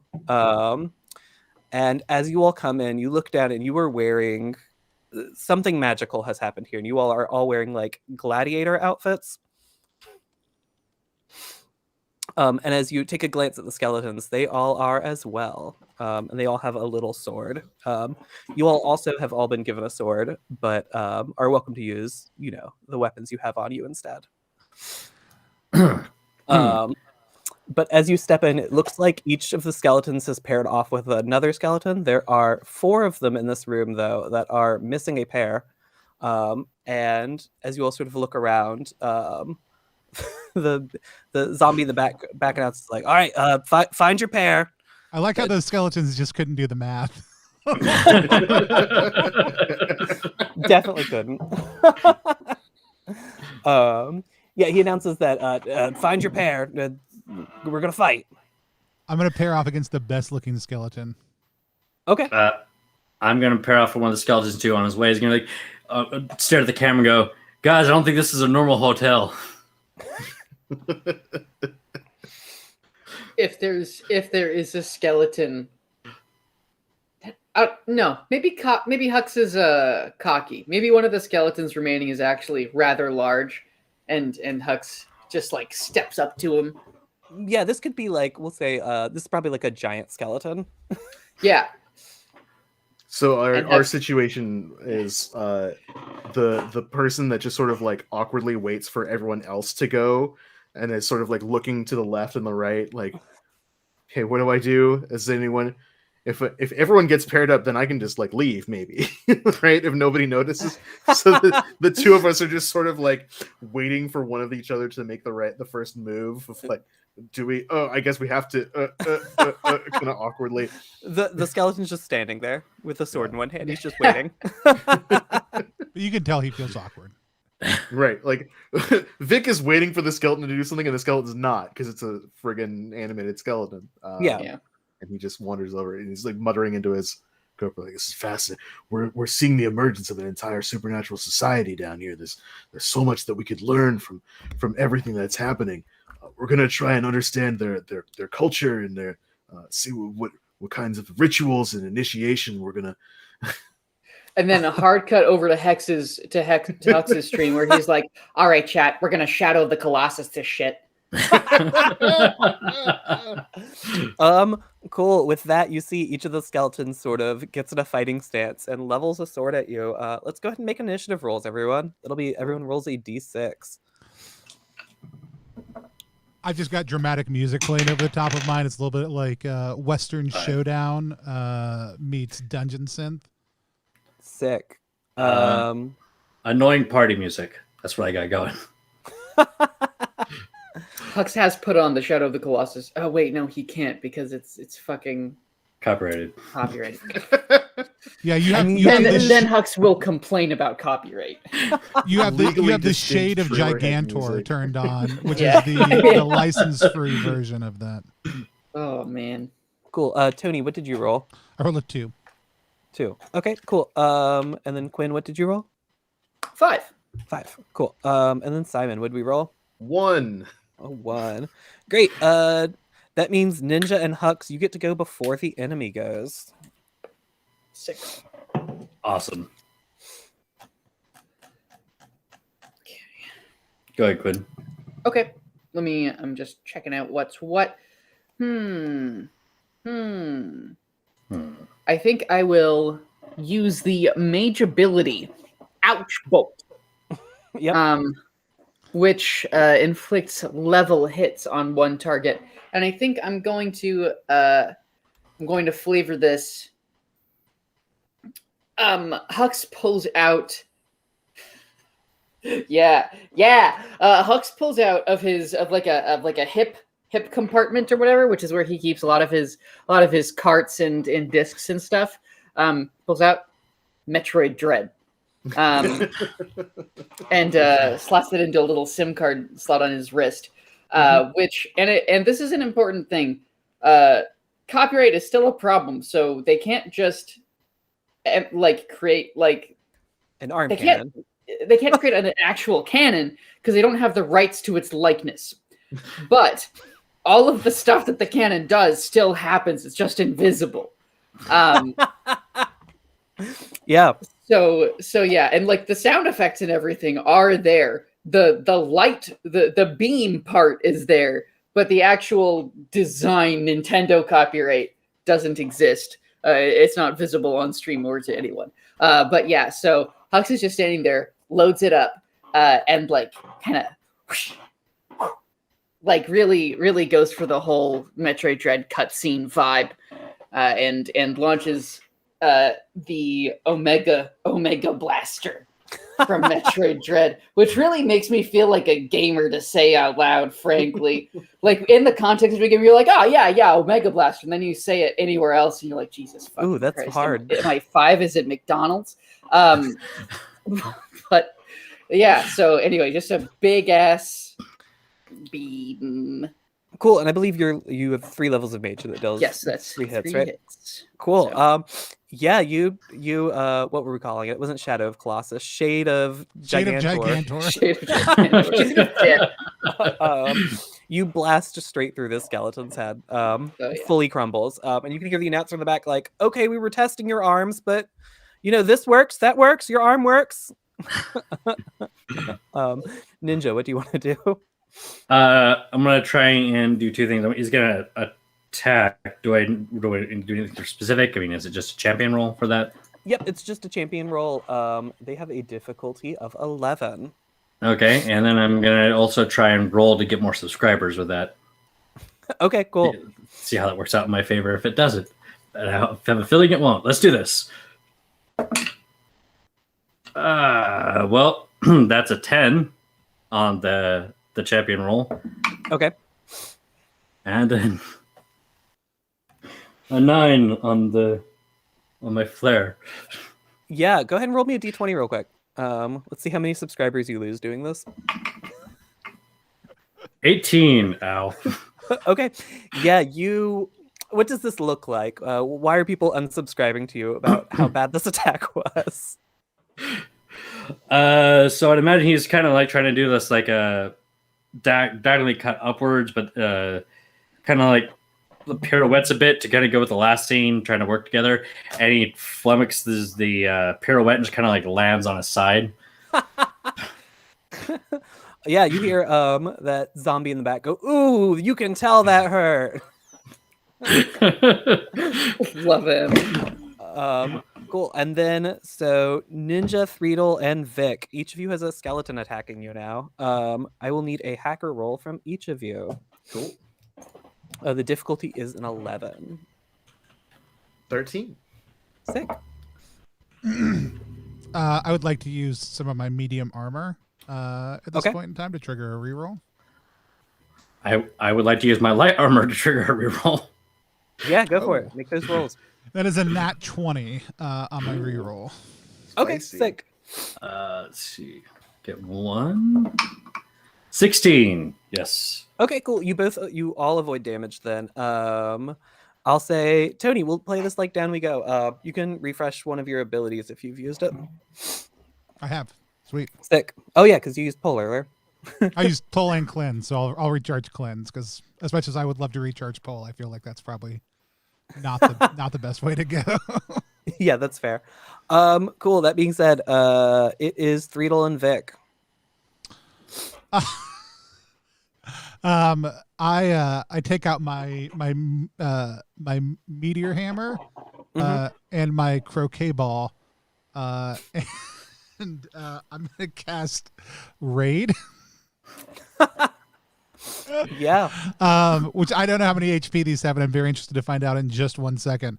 And I'm also gonna make it flashy because that's how I do. That's what I built my character to do. So we see, like, again, same kind of like yo-yo play. All of a sudden we see like me bounce the ball up in the air, and then all of a sudden it splits in 3, and I hit them kind of like gravity cradle like into each other, and they just kind of spin off, and one of them hits the person across from me, and then I just hit another pair somewhere else in the room, like the one on the other side of us, like straight on also too. Let's see if it was flashy. And that is a 13, a 14. Okay, cool. It was not flashy. I'm gonna say to 14, you're not gonna lose any subscribers here. Okay. But you don't gain any either. Your chat doesn't seem to love you beating the other skeletons. What happens is your skeleton takes damage. He's not downed yet. But the other two on the other side of the room both collapse when you hit them. Also, real quick, I forgot that I could roll for flashy. Can I roll for Yeah. flashy for my giant beam? What do I? Yeah, go for it. D20? Oh goodness. Ooh. That's a 14. Do I add anything there? You'd add your face, but I believe yours is 0. Correct. Cool. Yeah. Ability still goes off. Don't gain any subscribers from it though. Yeah, so anybody watching, abilities automatically hit. This is something that Keegan has built in specifically for DDTV that allows you to watch how people respond in mid-time, and I love the flavor of it. It's a super enjoyable little meta mechanic. Cool. And then Vic, what are we doing? I think Vic is gonna try and stylishly attack. Everyone's everyone going for else those is doing it. subscribers. Yeah, got to get those subs, get those clicks. So what Vic's gonna do is like tumble past the skeleton, like try and because he's like already dodged and weaved some of the strikes, and I think uses that momentum to like do a combat roll and like halfway through unslings that ancient crossbow from across his back, and as he comes back up on the ground, like sliding backwards. Like you've just done like a roll to cover in a third-person shooter or something, is like Max Payne sliding backwards and shooting at the skeleton. So I do my D20 plus my champion, which is 0, so 15. Okay, cool. That'll hit. And then a flat D20 roll is a 4 for face. Okay, cool.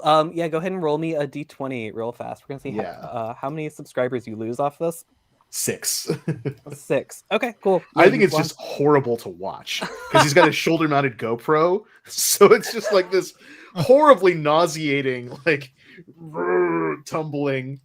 You can barely see, Yeah, nobody enjoys this. There's somebody who watches your stream and just restreams them watching it and does commentary, and everybody watches them live puke. Like just getting cooked. Their subs are going up. Yours are dropping. But someone commented Bardcore Henry. That's so good. Woo! Oof, man. Yeah, it's that, isn't it? Cool. We're back to the top of the round though. That's Ninja and Hux again. Go ahead, Hux. I mean, mine is done and dusted, isn't it? I mean, should I help out? It kind of seems like this was a pair-on-pair thing. I think I'll just walk over to the other side of the room and hang out. Keep gaming.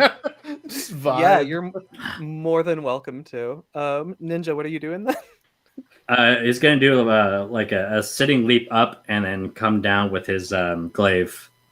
So okay. I'm gonna try the same thing again. Basically, trying to get some more subscribers. Okay, roll my champion. I rolled a 12. Okay, yeah, that'll hit. And then for the style, I rolled a flat 6. So okay, cool. Yeah, you're gonna lose D20 subscribers again. Y'all's numbers are just going down. Mine are fine. I just lost the bad day. I need to stop rolling for that. I just lost 16. Okay. Damn. Cool. Then we're back to so your skeleton took 1 hit. Let me mark how much health they all have real fast because I forgot to do that. Cool. Yeah, we're back to the skeletons though. So once again, I'm gonna need Threedle, Ninja, and Vic to make a hacker roll to avoid damage. 19. 16. Cool. 8.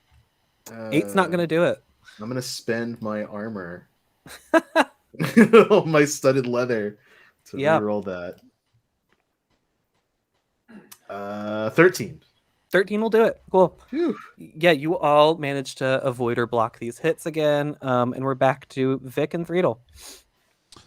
I slide around the backside of these things and take my my croquet mallet and I just slam it down in the back of its skull.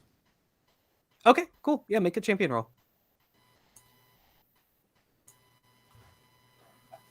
19. 19 will do it. Cool. Yeah, you finish the skeleton off. Cool. Sweet. Then I pick up my croquet ball off the ground and reholster it. Perfect. Yeah, Vic, what's up with you? Let's get weird. Love that. Use abilities, they're not going anywhere. I mean, they are, but you'll move it once. Because Vic's like seeing the numbers go down is like, oh shoot, I gotta get my numbers back up. So I think I'm gonna use 2 abilities. Can I do that? Yeah, I don't see why not. Yeah. So for funsies, Vic's gonna use appear to appear at any point within 10 feet per level. Okay. So teleports behind the skeleton that he's fighting.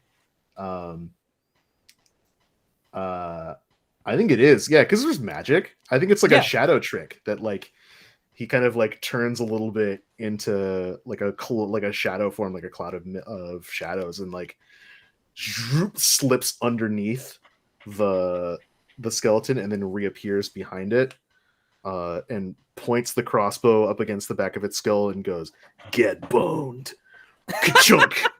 And I activate backstab to inflict level hits if attacking from good position. Yeah, that straight up kills your skeleton. Cool. That brings us back to the top of the round. Ninja, you're the only one with a skeleton left. All right. I'm gonna go ahead and use my smite ability that I have under face. Okay. Because he's getting he sees his sub count and he's getting kind of pissed. So he's just gonna go for a straight a smite attack, and I kind of imagine just like almost a blue flyer like substance coming out the tip of his blade. Okay. Yeah, sick. That does 3 hits if I remember right? Correct. Yeah. Okay, perfect. Yeah, that is enough to finish off your skeleton. As you all sort of glance around the room now, you went into the dance class with 20 skeletons. It looks like there are about 8 skeletons left now. But the gate sort of slides up, and you see the zombies like, I mean, I don't feel like you all fought fair, but here's the door. I imagine they were constantly interspersed like, no, please don't use magic. No, please don't attack the other skeletons that are not your partner. No, you don't need to. Oh, no. Okay. Never. All right. It's fine. No one said a dog couldn't play basketball style right. rules there. If it's in the game, it's a viable strategy. That's right. Yeah. That being said, it might be good to go on break real quick. Melee. Yeah, let's take a 5-minute break. Today we are playing Dungeon Delvers TV. Actually, let's do this. Keegan, why don't you set us up for what's in the next room, and then I'll use another one of my face poll abilities, and we can ask the audience a little bit about it if you want to set us up for what we're about to walk into and let them speak into it a little bit. Okay, yeah. So you see this door is labeled head, and as you open it up, you open the room to a room full of stone beds, and we're just going to leave it there for right now. Cool. I am going to use my face poll ability. So chat, we want to know from you a little bit about, you said there's stone beds. We want to know from you a little bit about what's going to happen to these skeletons and us when we go into this room with these stone beds through this door marked head. So go ahead and type it in and into the chat what you think is going to happen in this room called the head on these stone beds with us and the skeleton, what they're going to stuff in our ears, what they're going to draw out of us, what they're going to, whatever you want to have happen in here, type it in. We'll see how well we do when I come back on knowing how much of that is useful or not. We're going to take about a 5-minute break, which means we'll come back at about 5 till the hour. We'll take a little bit longer than 5 minutes. It's about 5 till the hour. We're going to be hopping back on to play some more Dungeon Delver.tv. DDTV. Brought to you live by Dungeon Delver TV. And Keegan EXE is part of Executable Week. Go check it out. Like, comment, and subscribe.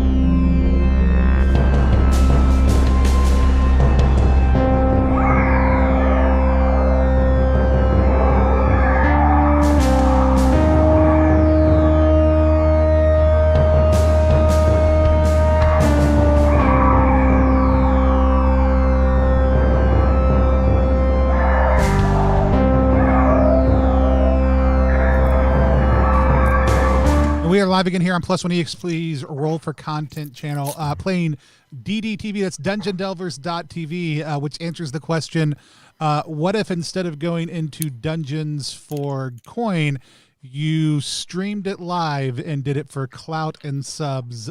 So we are diving into that. It's the most recent project by Keegan EXE, and was released as part of Executable Week. So if you're not following Keegan over on Twitch, there's a link down in the description for that. Also, to go check out the game itself. Also, big cool sales happening all week long. Like right now, you have a sale today, Keegan. I think that you just announced. What should people go check out besides DDTV? It over might on be Edge? over in 5 minutes, legitimately. Well, what should they do right now? Quickly.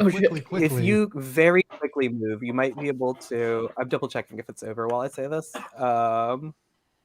Oh no, you have 2 hours and 4 minutes left to pick up my Necromancy bundle. It contains the Necromancer in Extremis and the first season expansion content for in Extremis, all for $7. And Renegade Racers. I mean, this is just one of the flash sales. It's a $40 bundle for $7. All my other games are 15% off right now, though. So, or you can pay Keegan $50 to get all the games they've ever made and all the games they will ever make, too, which is a pretty sweet deal, in all honesty. That is a sweet deal. yeah. So, which is awesome. Super excited about it. But we're gonna hop back in here right before we went off. I used my poll ability. oh, you're muted, Tony.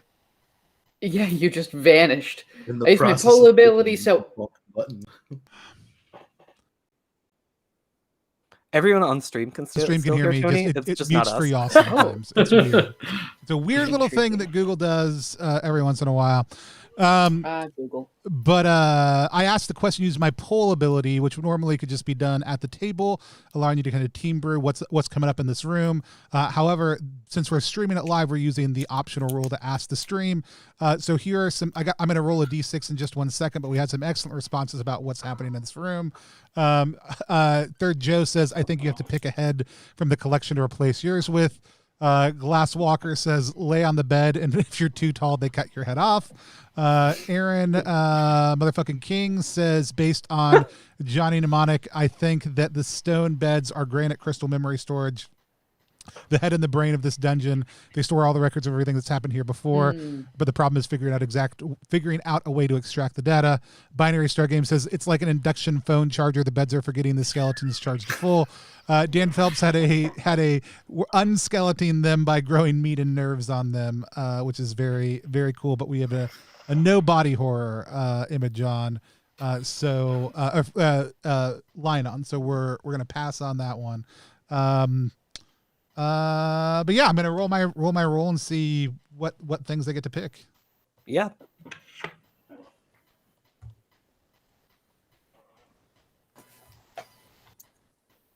Oh, it's a D6, right? Yeah, it's a D6. You're muted for a second, just FYI. Okay, cool. You got a 5. So you can choose up to 3 things to be true out of the list of questions there. Cool. The list of questions. I am going to choose. And you're muted again. Unbelievable. I feel like there has to be a hotkey or something, right? Maybe, I don't know. All right, so I'm gonna choose one of 3 things, or 3 things out of this list. I'm gonna ask a single yes or no follow-up question. I am going to. I'm gonna choose one thing a viewer said and declare it to be untrue. Also, too. Okay. I am going to declare that they're not going to chop off my head if I lay down on these. Okay. Yeah. Very fair. And then I'm going to ask the question: why do they chop off my feet instead? No, I'm just kidding. Let's see. I'm going to ask Aaron King. Let's see. It's got to be a yes or no question.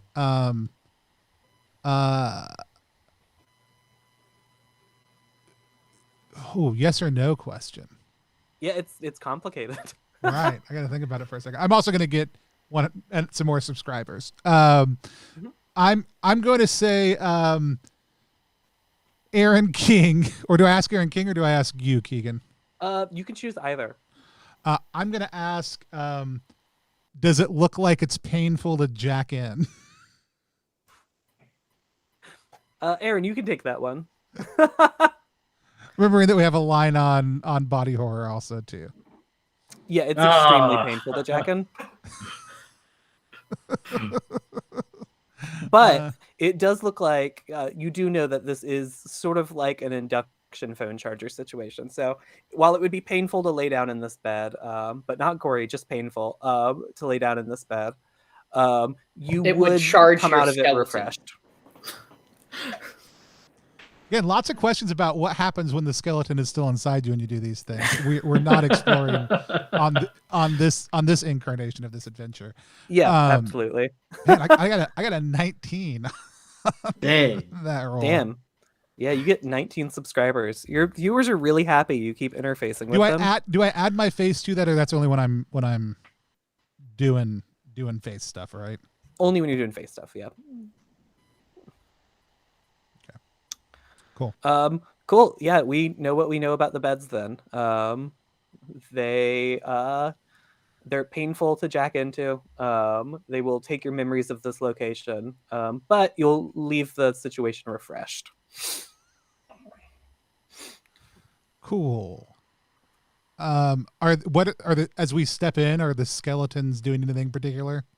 Yeah, you see the skeletons are all heading off to a bed on the wall, and sort of laying down and plugging into the beds as they do. And then you see there is like another large fungoid man in this room, who's just sort of like walking around and looks like he's like sort of like tapping on screens next to the beds and stuff.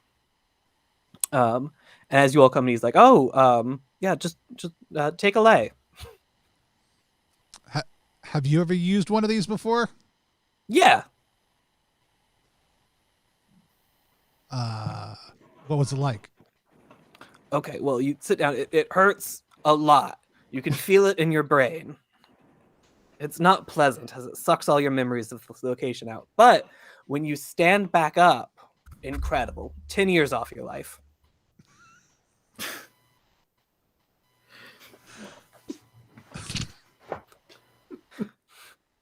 Fair enough. Fair enough.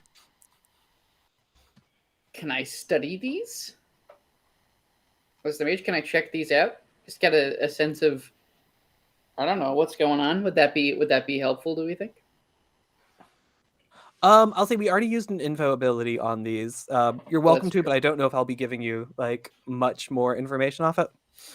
Well, it seems to me like we have to pass through these trials in order to keep advancing. So if like we lie down on these, like bad things are going to happen to us. Is what that just implied to me. Are you saying that out loud? No. Okay, cool. I think in character, maybe Vic is like, it doesn't seem like we should be doing a lot. We don't want to take a nap in this anytime soon. That's what I'm saying. Yeah, you see the fungus is like, oh, you don't. They're just laying down because they're tired. You're welcome to just go through the door over there. Oh. Well, that's great. I mean, here's the question. That's all I wanted to hear. Does anyone want to try this?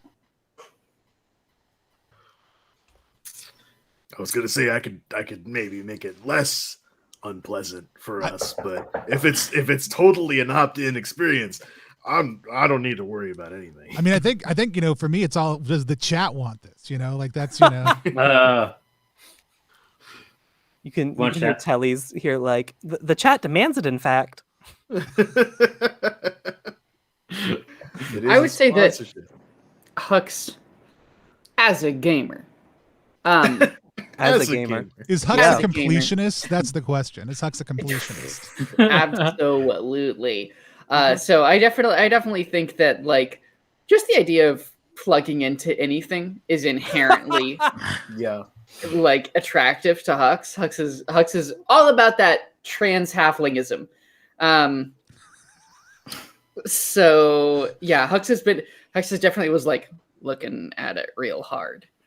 And then Vic is like, I can make it less unpleasant, and Hux is like, salt. Sold. Whenever the chat demanded it is when Ninja is going to be like, this is heading straight for one of the beds. Okay. In What- Ninja's cool. mind, this is just one more prank stream. Like, Cool. So it sounds like Ninja and Hux are heading towards the bed. Vic and Threeble, are you doing this? I'm moving over there with them. I'm not laying down. That's smart. Yeah, Vic's Vic's good for now. Vic wants Okay, to cool. observe the phenomenon, not participate in the phenomenon. That's extremely fair. Yeah. Someone's got to document it. And then like Ninja's going to be narrating the entire time as he's going there to get it done unnecessarily. Oh, I've got a tablet PC. Vic's taking notes on that, like constantly with the stylus out. Like, yeah, what's going on here? getting a real good drawing of it. Yeah, exactly. Hux. Sketching it out. Get my drone. think- Sorry, go ahead. I was just going to say that I think maybe with like the VR headset or something, which may be plugged into his brain in some form, Hux might be trying to record whatever it is they experience while plugged in. Ooh, I love Like they might this. be able to stream it direct. Smart. Yeah, you know what? Go ahead and give me a. This is tech knowledge. Go ahead and give me a hacker roll. We're gonna set No chance I could argue you into a mage role, considering I'm sort of a techno mage gig. I'll allow it. Yeah, go ahead and give me a mage roll. I'll set the difficulty at 14. And don't forget, you can have Telly succeed for this if you don't. That sounds kind of good.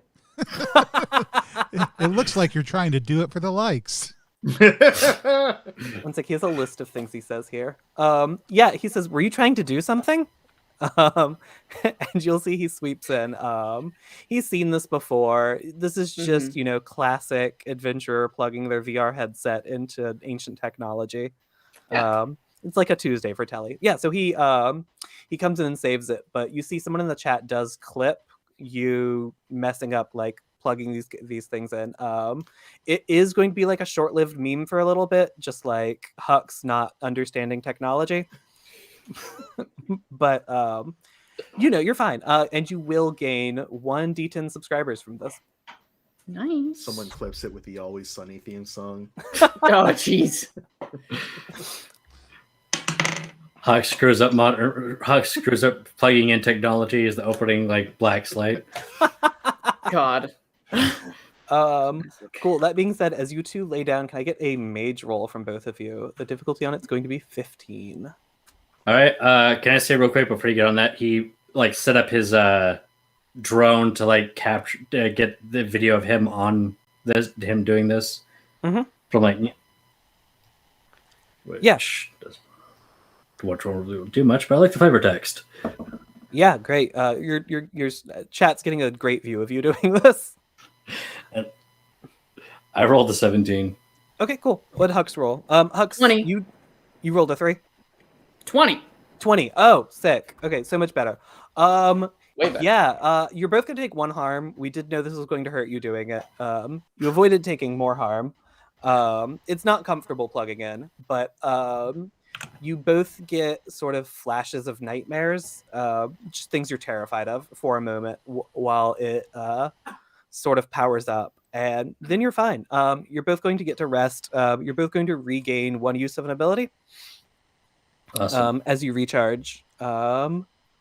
Yeah, and you just lay here for a couple minutes while this bed does Screaming. its work. Does it drain their Tony, you're memories? muted again. Oh, dang it. Did you say it drains their memories of the facility? I think I did say it drains their memories of the facility. I meant it like copies them. Okay. Okay. Just trying to figure out if anybody owed me $20 when they woke back up or not. Yeah. No, it like copies your memories of it. Copy, paste. Yeah. It cuts them for a moment, but it repastes the copy back in your brain. They keep the originals, obviously, just for auditing. Cool. With that, though, you all both, the sort of program ends, and you're able to sit back up. And you can see the door on the other end of this room reads enrollment. Cool. Ninja's going to get up, start walking towards the door, and on his way is going to go on a whole monologue about how it felt, and really exaggerated and kind of annoying. That's good. I think that Hux is probably going to be because I did broadcast that properly. So the chat's probably like talking to me and is like, "Whoa, what was all that?" And I'm just like, I just miss my NES, So,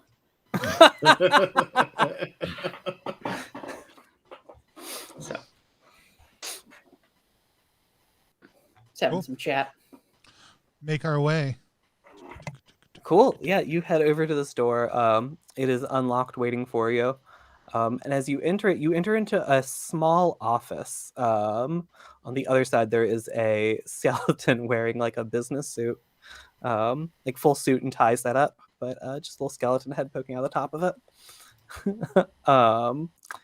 And he's like, "Oh, greetings! Glad to meet you. I'm your Vice Prince pal, Skeleton the Fourth."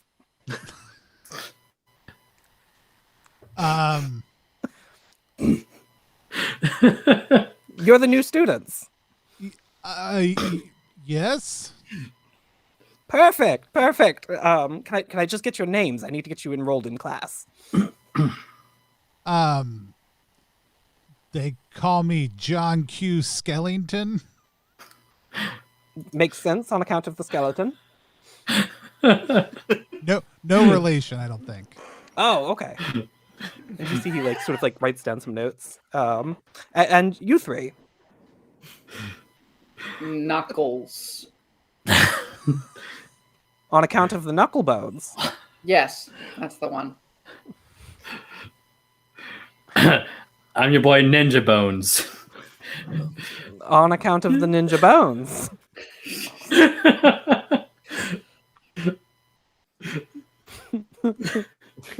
And you see staring Deer in at you, headlights. Mac rib. After McDonald's. Makes sense. Vic Rib. Vic Vic rib. Quick rib is so good. That's what it is. Yeah. We'll I've amended my answer. Yeah, that's perfect. Vic rib. Yeah, perfect. He's like, "Great. Well, welcome to school." And he hands out a schedule to each of you. You're each enrolled in 3 classes. Or I'll say just 2 classes. I cut Having some these down. flashbacks. Gorgor, I make all of these. Gorgor came in real strong with Chad Avers. Incredible. Yeah, it looks like the 2 classes you're signed up for are Mortuary Sciences and Practical Applications of Necromancy with Dr. Doherty, and Drama class with Miss Darbus. Mom will be so proud. I'll finally get my degree in something. And he's like, "But I can. Any questions you have at school? Now's the time for them." Do my credits transfer? When's lunchtime? He's like, "Well, we're all skeletons here. We don't. The food just drops right out." Right. But when's lunchtime? I've heard there's too many skeletons in some parts of the city, and that's leading to issues with delvers and unemployment. Any insight on that? He's like, "Well, we do send skeletons out.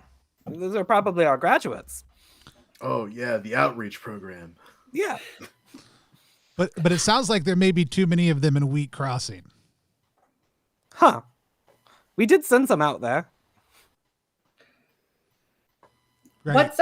What careers will this prepare me for? Oh, well, between the stuff you already did and the classes, we're preparing you to be an adventurer. How many years of necromancy do you have to get to advanced class? Oh, we don't teach necromancy. You're just a necromantic construct. This should have been explained to you. Pen and paper, necromantic construct.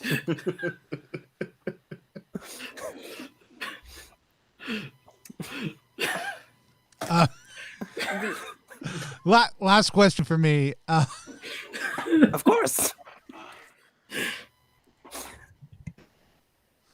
Can I get your grindstone username? Are you Bone Daddy? It's Bone Daddy. For sure. Yes. Thank you. And what is your stance on hard bones versus soft bones? Oh, you want your bones hard as possible. That's why we use the beetle oil. Yeah, you always got to use the beetle oil. That's what I always say. Mm-hmm. Gotta get that Beetlejuice. Oh, that's an interesting name. Just don't say it. Inventor had come up with that. Just don't say that twice. Got it. The outreach. Sorry. I've got a lot of questions. First day. Mm-hmm. The outreach program. What do they do? You know. Oh, great. Well, we're preparing our skeletons to be adventurers. So they're going out to these cities and they're making sure they don't have a monster problem that needs dealing with.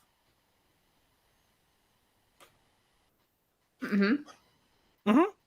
Mm-hmm. That's admirable. Can't wait.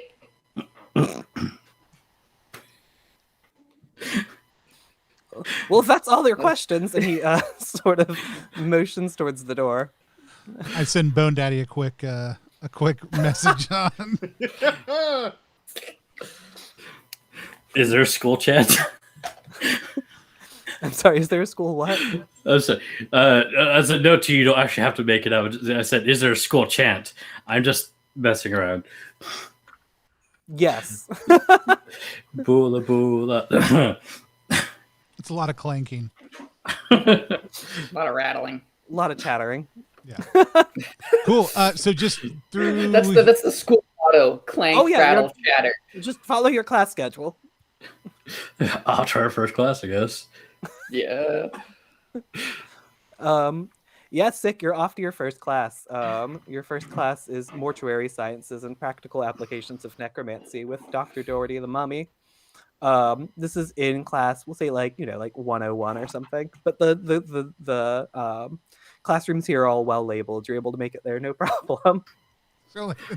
There's only two of them. Only Leathersky had this kind of interior design. Leathersky was the worst.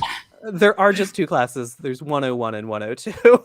The architectural design of this building is simplistic. I enjoy it. There is a third class though. There is another room labeled Principal's Office. Wait, but didn't we just come from the principal's office? Did we just? No, that was the vice principal. Yeah. Oh, Oh, vice principal. Yeah, this is the principal. so Stick my head back in. Who's the principal? Oh, the Mortis sisters. are they Big Bone Daddy on Grant? How do you find working for them? Oh, it's lovely. Great benefits. Oh, Oh, okay. they're mushroom people, aren't they? No, they're human. Right. Like all the beetle oil you can smear. We do get a healthy stipend for Beetlejuice. Does that include undead life insurance? If we do fall apart, they will put us back together. What if someone reanimates you? Is there a clause for that? I don't think it's come up yet. How's the dental plan? And you see, I imagine that's pretty important. gorgeous teeth, Yeah. I'll stop. Sparkling. sparkling. Yeah, Pristine. Yeah. if they he's clearly used beetle oil on them. Yeah. Good hard teeth. Pass through the coal gate to reach. So do We've reached we want to go to class? they reached a crest at new heights on that one. I mean, that's- we're looking at I feel like who that's- knows what kinds of secrets and dark knowledge they hold down here. Yeah, but I feel Plus like they that's get- just off-brand for my channel. Right. But now I can tell my mom actually finished college. Listen, maybe you guys can figure out what's going on with the principal. I think that my audience has really come to expect no stone left unturned, especially in the pursuit of the truth. Sent a text to mom. Mom about to get a degree in something. Jesus. I'm I'm gonna go up and knock on the door to the principal's office. I'm going with them. Yeah, you knock on the door. You don't hear anything on the other side, but if you try the doorknob, the door's unlocked. I will go in. Okay, cool. Yeah, you open the door up. It looks like a deep staircase that goes down another few hundred feet. Just like sort of all of the other ways you've had to go level to level Cool. here. So not ominous at all. Not ominous at all, no. Very inviting. Hey y'all, there's a staircase over here. Yeah, it looks really inviting.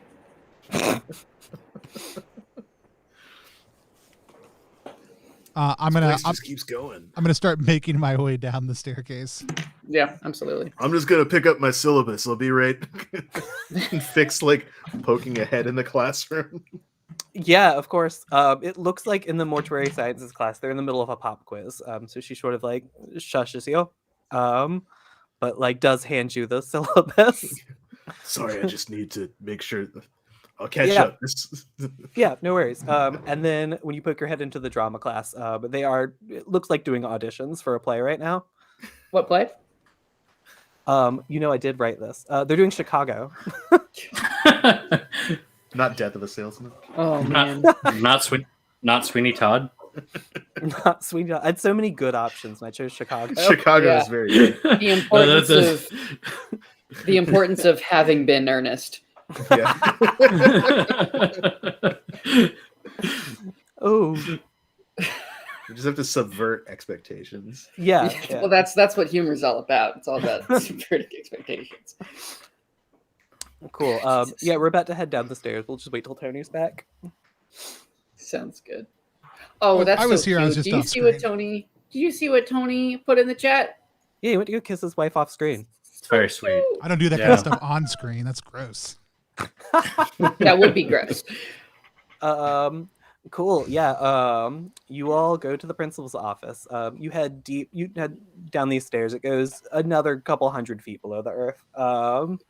And it leads to another little door that just says the Mortis sisters on it. What do you think they're like? Dead. No, they're not dead. But their That's a name good is guess, Mortis. I mean, they could be dead. Well, that Death just means enthusiasts. stiff, doesn't it, Mortis? Stiff. No, the skeletons are stiff because of all the beetle oil. They're hard. They're hard. Yeah.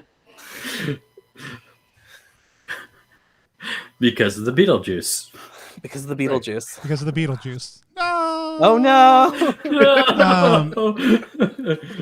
I mean, I do think canonically one person has to say it 3 times, but There's the bit. Yeah. Chop it at that bit. knocking on the door again. Okay, cool. Yeah, you knock on the door and you just hear 2 voices at once say, "Come in." That's Does the door creepily open as they say that? For sure. That's not creepy. That's not creepy at all. Yeah, you'll see the door sort of creeps open. You can see a little skeleton just holding the doorknob from the other side, opening it up for you. Well, that's less creepy.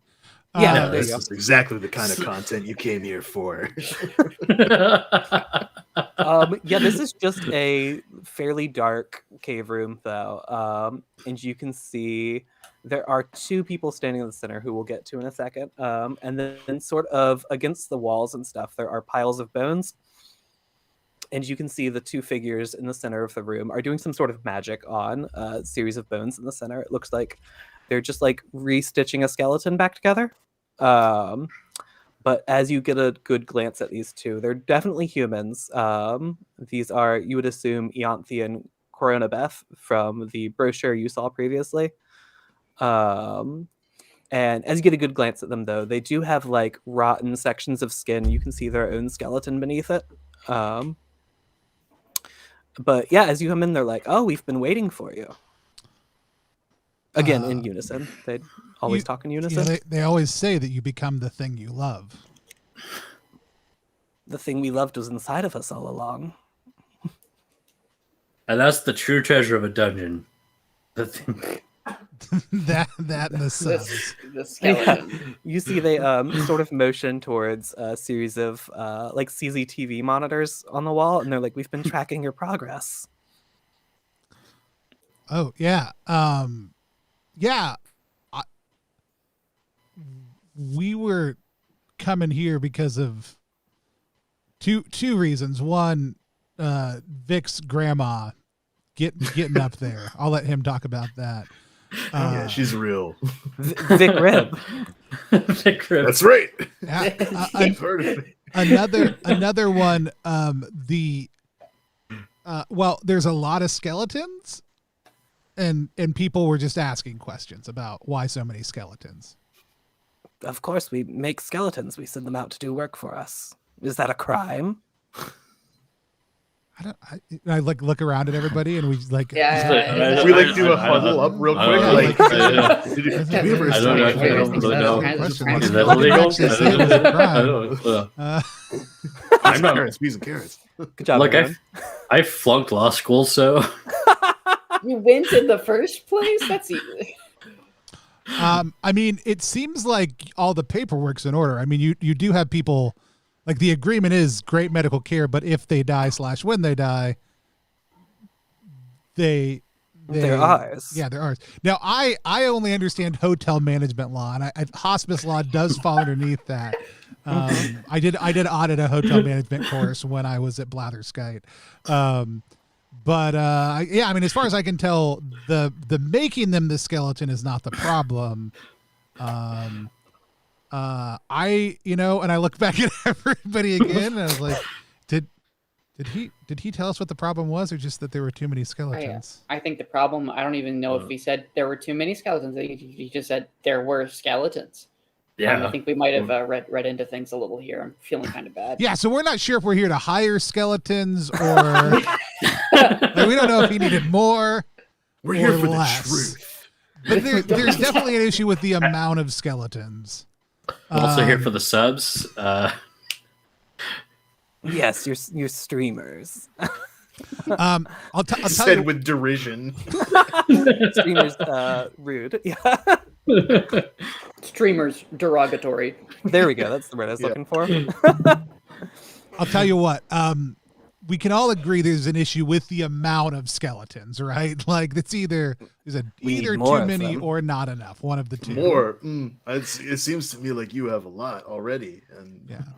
maybe he you could diversify your portfolio. The places in which they're going, maybe spread them out a little bit. You don't want to flood the market with too many skeletons. I That mean, would- A what business about major. you've got nervous systems, digestive systems. You got all kinds of systems. I You did go major for in it. selective redistribution of wealth. You are correct. How is the literature program? It's great. You could take our drama course. Yeah, you believe they were doing Chicago up there? This is Oh wow! they saw they were offering a master class as well. It's incredible. I mean, What? the amount of resources they're pulling out of here. So if we told you there were too many skeletons, what would be your response? We would note it and we would continue making skeletons. If we told you there weren't enough skeletons, what would be your response? The exact same. Okay, so it seems like let's huddle up here again, guys. All right. Can we call Hatch whatever on the phone or something? Can we get more details? Yeah, you have here? a cell phone. Go for it. Yeah, okay, I'm gonna. We're like 6 levels down, but it's cool. You've Yeah. still been able to stream this far. Yeah, if we're still streaming, we Presumably you can have cell call. phone service. I'm just gonna dial him up. Gonna put it on speakerphone. Yeah, what do you want? Hey, hey, it's the house. It's House Slayers. We were just wondering, is there like a complaint you had, or was it just skeletons being there? Yeah, were they I don't doing like the anything? fucking skeletons. Oh, god damn it! Hang up, folks. We've been sent on a wild goose chase by a racist.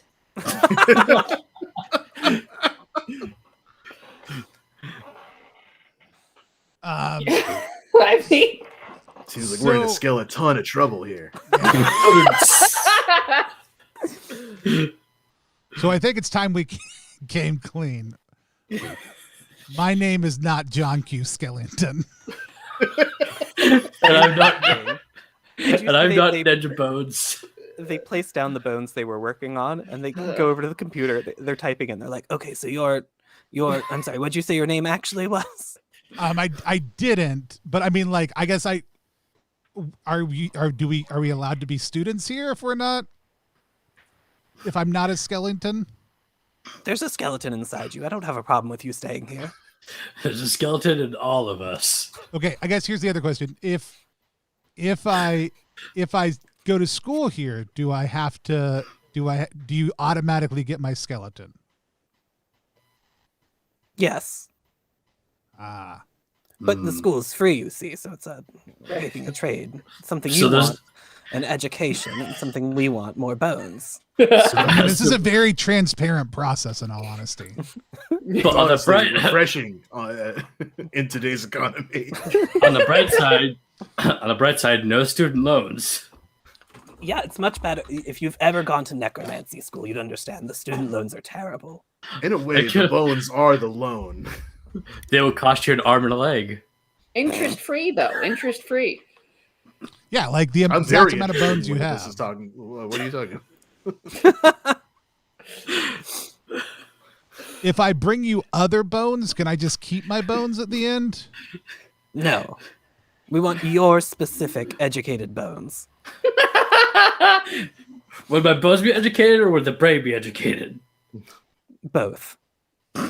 Did you not take our necromancy course? They're right. It's a We did comprehensive spend a lot of education. time making sure that we were the best skeletons that they could provide and put out into the world. People proud that they could stamp the Necropolis logo on, put us in their promotional materials and everything. An NCU, an Necropolis universe. We'll be fitted for class rings soon.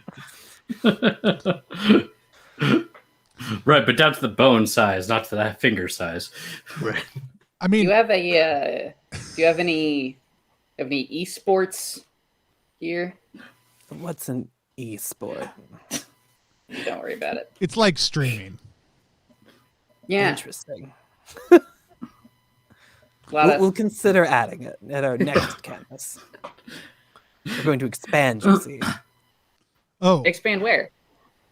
Oh, to like other cities. I mean, it's a good idea to diversify your market. Exactly, diversification. We can only get the bones located here currently, but if we were located in two places, get the bones Twice from both as many of them. bones. Yeah. Exactly. 3 Yeah. places. You're following our business More, plan. Right, that way it's fair trade. local, sustainable, Exactly. artisanally sourced bones. Start. Listen, before so- I was kind of on board with all this stuff, but now I don't know. So did they seem? I mean, obviously they're talking in unison and they're very, very creepy. But we also have just gone through the entire bone zone, and so it's it's we're a little, does this seem like a malicious? We want all the bones and then to rule the earth with our bone. No, it seems like between what they've said and between what the principal said previously, that legitimately what they're doing here is trying to train skeleton adventurers. What that means. You haven't asked yet, but they're certainly creepy, but they're not malicious. Okay, they don't seem malicious, right? Yeah. Okay, what if? So, do the people who you're sending the bones to help as adventurers, did they reimburse you, or do they just like, hey, that seems cool, we're here, we're gonna send our bones here? What's the long term? What's the long term play here? Nobody's liked the bones so far, but we think if we can clear enough dungeons with them, people will understand, sometimes bones are helpful, and then they'll ask for our help. And How those many- dungeons. Can you elaborate on that? Because that was never really clarified in the course material. Oh, of course, after we've trained enough skeletons, we'll start clearing dungeons, and then all the dungeons on the world will be clear, and it'll be our fault, and people will keep paying us for it. Oh, that That would put me out of a job. It would put you out of a job. Unless you were a skeleton. Unless you belong to us. Exactly. I can't go back to being a pediatrician student. No, I'm not doing this. Another question. Pediatric. Do you realize that when people go into dungeons and they see skeletons, their kind of gut response is, skeletons bad, we should kill these things, they're the monsters. They're part of the dungeon. We're working on that. That's why we've been sending out the scouting parties. We're trying to find a town willing to take some skeletons in. Maybe like a washboard that says we're not evil. Oh, a washboard. You see, they... As a character who's worn a washboard through 2 adventures. I was just thinking that. Is there any room to negotiate on the clearing every dungeon in the whole world thing? Is that a really important part of your mission statement? I mean, it's a long-term plan, but it'll take a while. We're willing to chat about it. Have you? Well, I'm just thinking. Go ahead. I was just thinking there may be a holistic approach here with non-skeletal members of. No, we're pretty happy with our skeletons. No, I'm sure you are. Could bring crystals into this. I've got a pitch. I mean, just as like, I think a big challenge here is marketing, right? And I just like I'm somebody who, you know, like I've got a good sense of what's happening in the dungeons out there, in the scenes, what works, what doesn't work. Have you thought about competitive dungeoneering, all bone team versus all meat team? Interesting. Bones are so much harder than meat. We didn't think it'd be a fair competition, but think about it. We've got bones inside of our meat. Interesting. You always want a hard bone deep in the meat. Plus, you can advertise the Beetlejuice. We could. We're interested. What does this look like? I'm just spitballing here. You know, like we find a dungeon, you know, and then we do a series of streams where, like, we just mount up the skeletons. I mean, I don't know if there's a retraining thing, if we just slap them on there, you know, and we've got team bone versus team meat. And you just see like, you know, you could do audience like participation. You let them kind of speak into it. There's a voting process, but I think you're doing a little bit more of a speed and completion run. So we have to kind of define the metrics, but you know, like you're a school, you understand that. Like you're not just looking for one thing out of your bones. You're looking for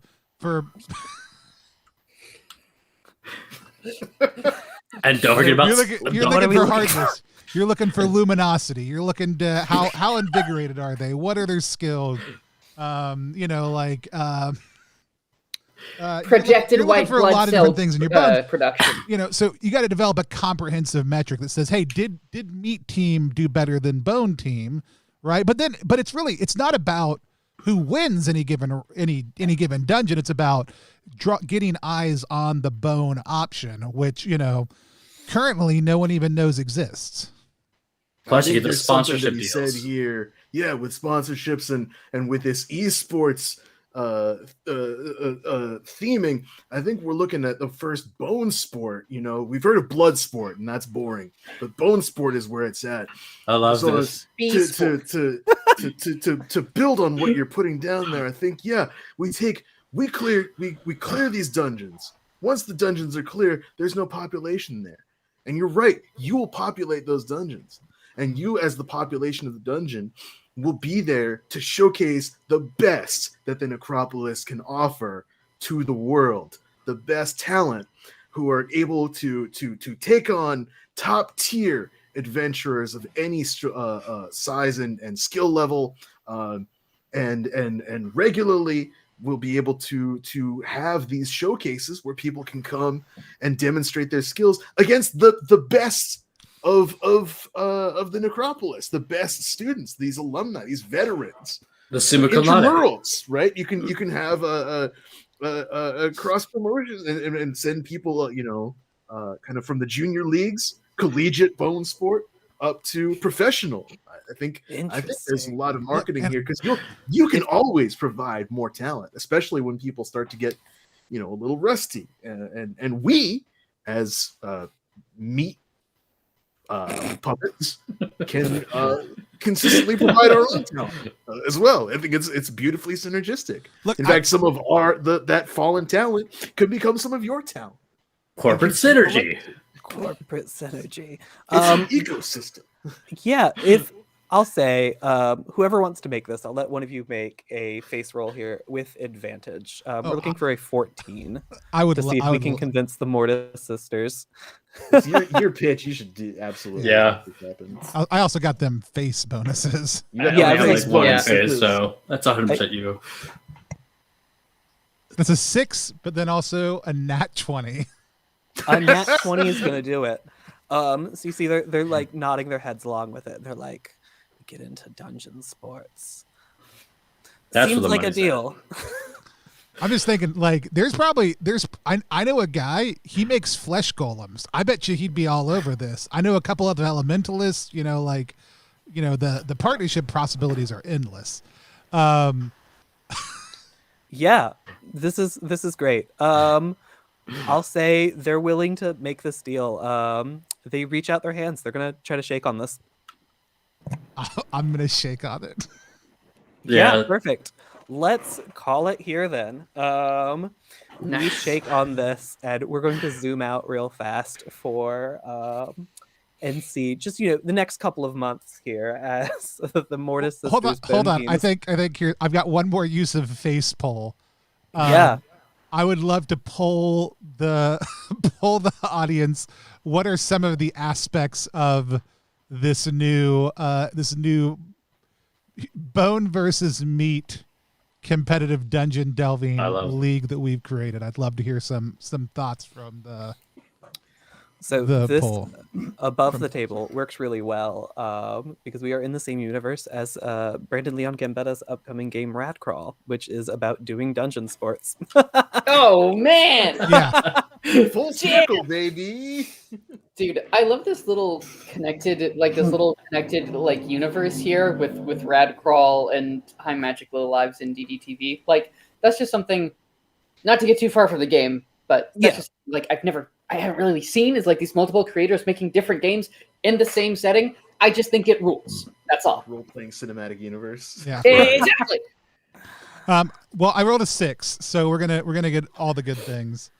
Yeah, if you're watching right now, tell us what some of the bone meat competitive dungeon delving league looks like from your perspective. Drop those details in the chat. We'll work them in after the fact. So Keegan, if you wanna keep on going, we'll so we'll stream out for a couple of months here as the Mortis sisters Bone vs Meat League starts taking over the Radcrawl competitive scene, and we start to see exactly what it is that these bones do.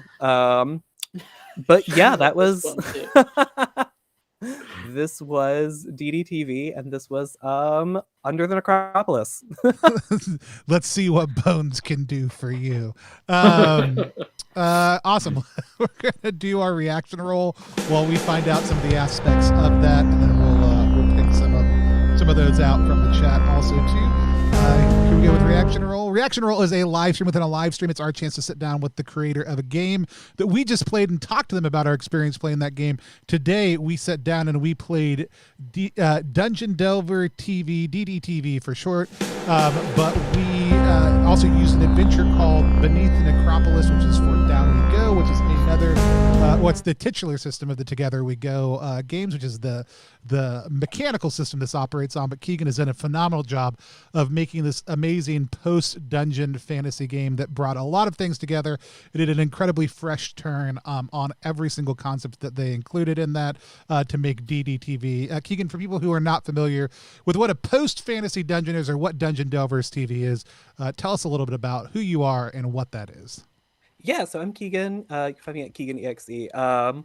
Post Dungeon is sort of we were just talking about it, but like sort of the role playing universe that DDTV, High Magic Low Lives, and the upcoming game Rad Crawl all exist in, which sort of takes the idea of like a sword and sorcery game like Dungeons and Dragons and places that's more in line with our current technology.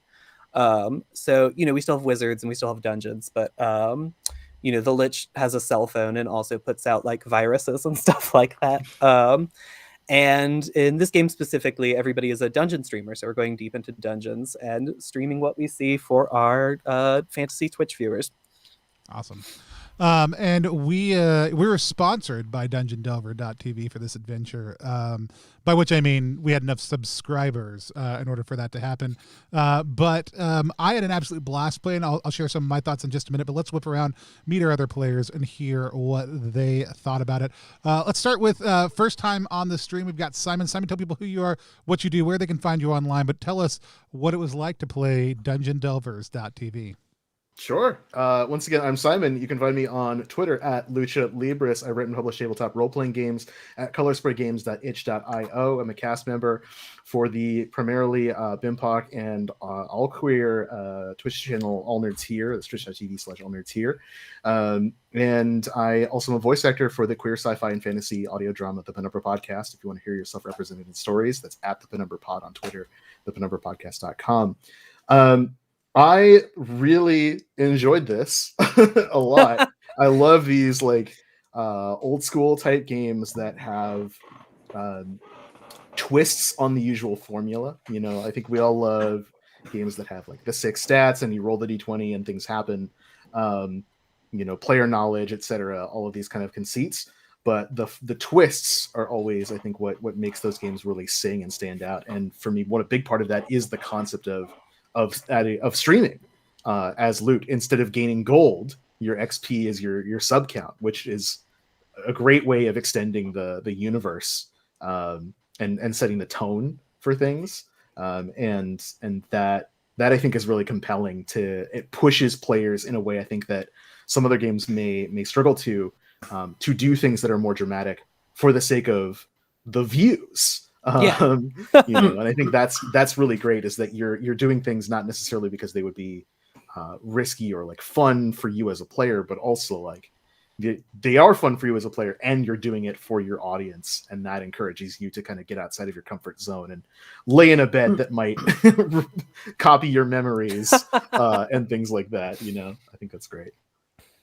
Awesome. That really stuck with me. And did you have any questions that you wanted to ask Keegan about the game? Goodness. I could probably pick your brain for hours about all this kind of stuff. Were there things that you had hoped we would interact with that we didn't, like parts of the system that you think are like really cool that we didn't get to? Legitimately, like adventure wise, no, because every time something obviously bad came up, everyone was like, we're just going to do it anyway. Yeah.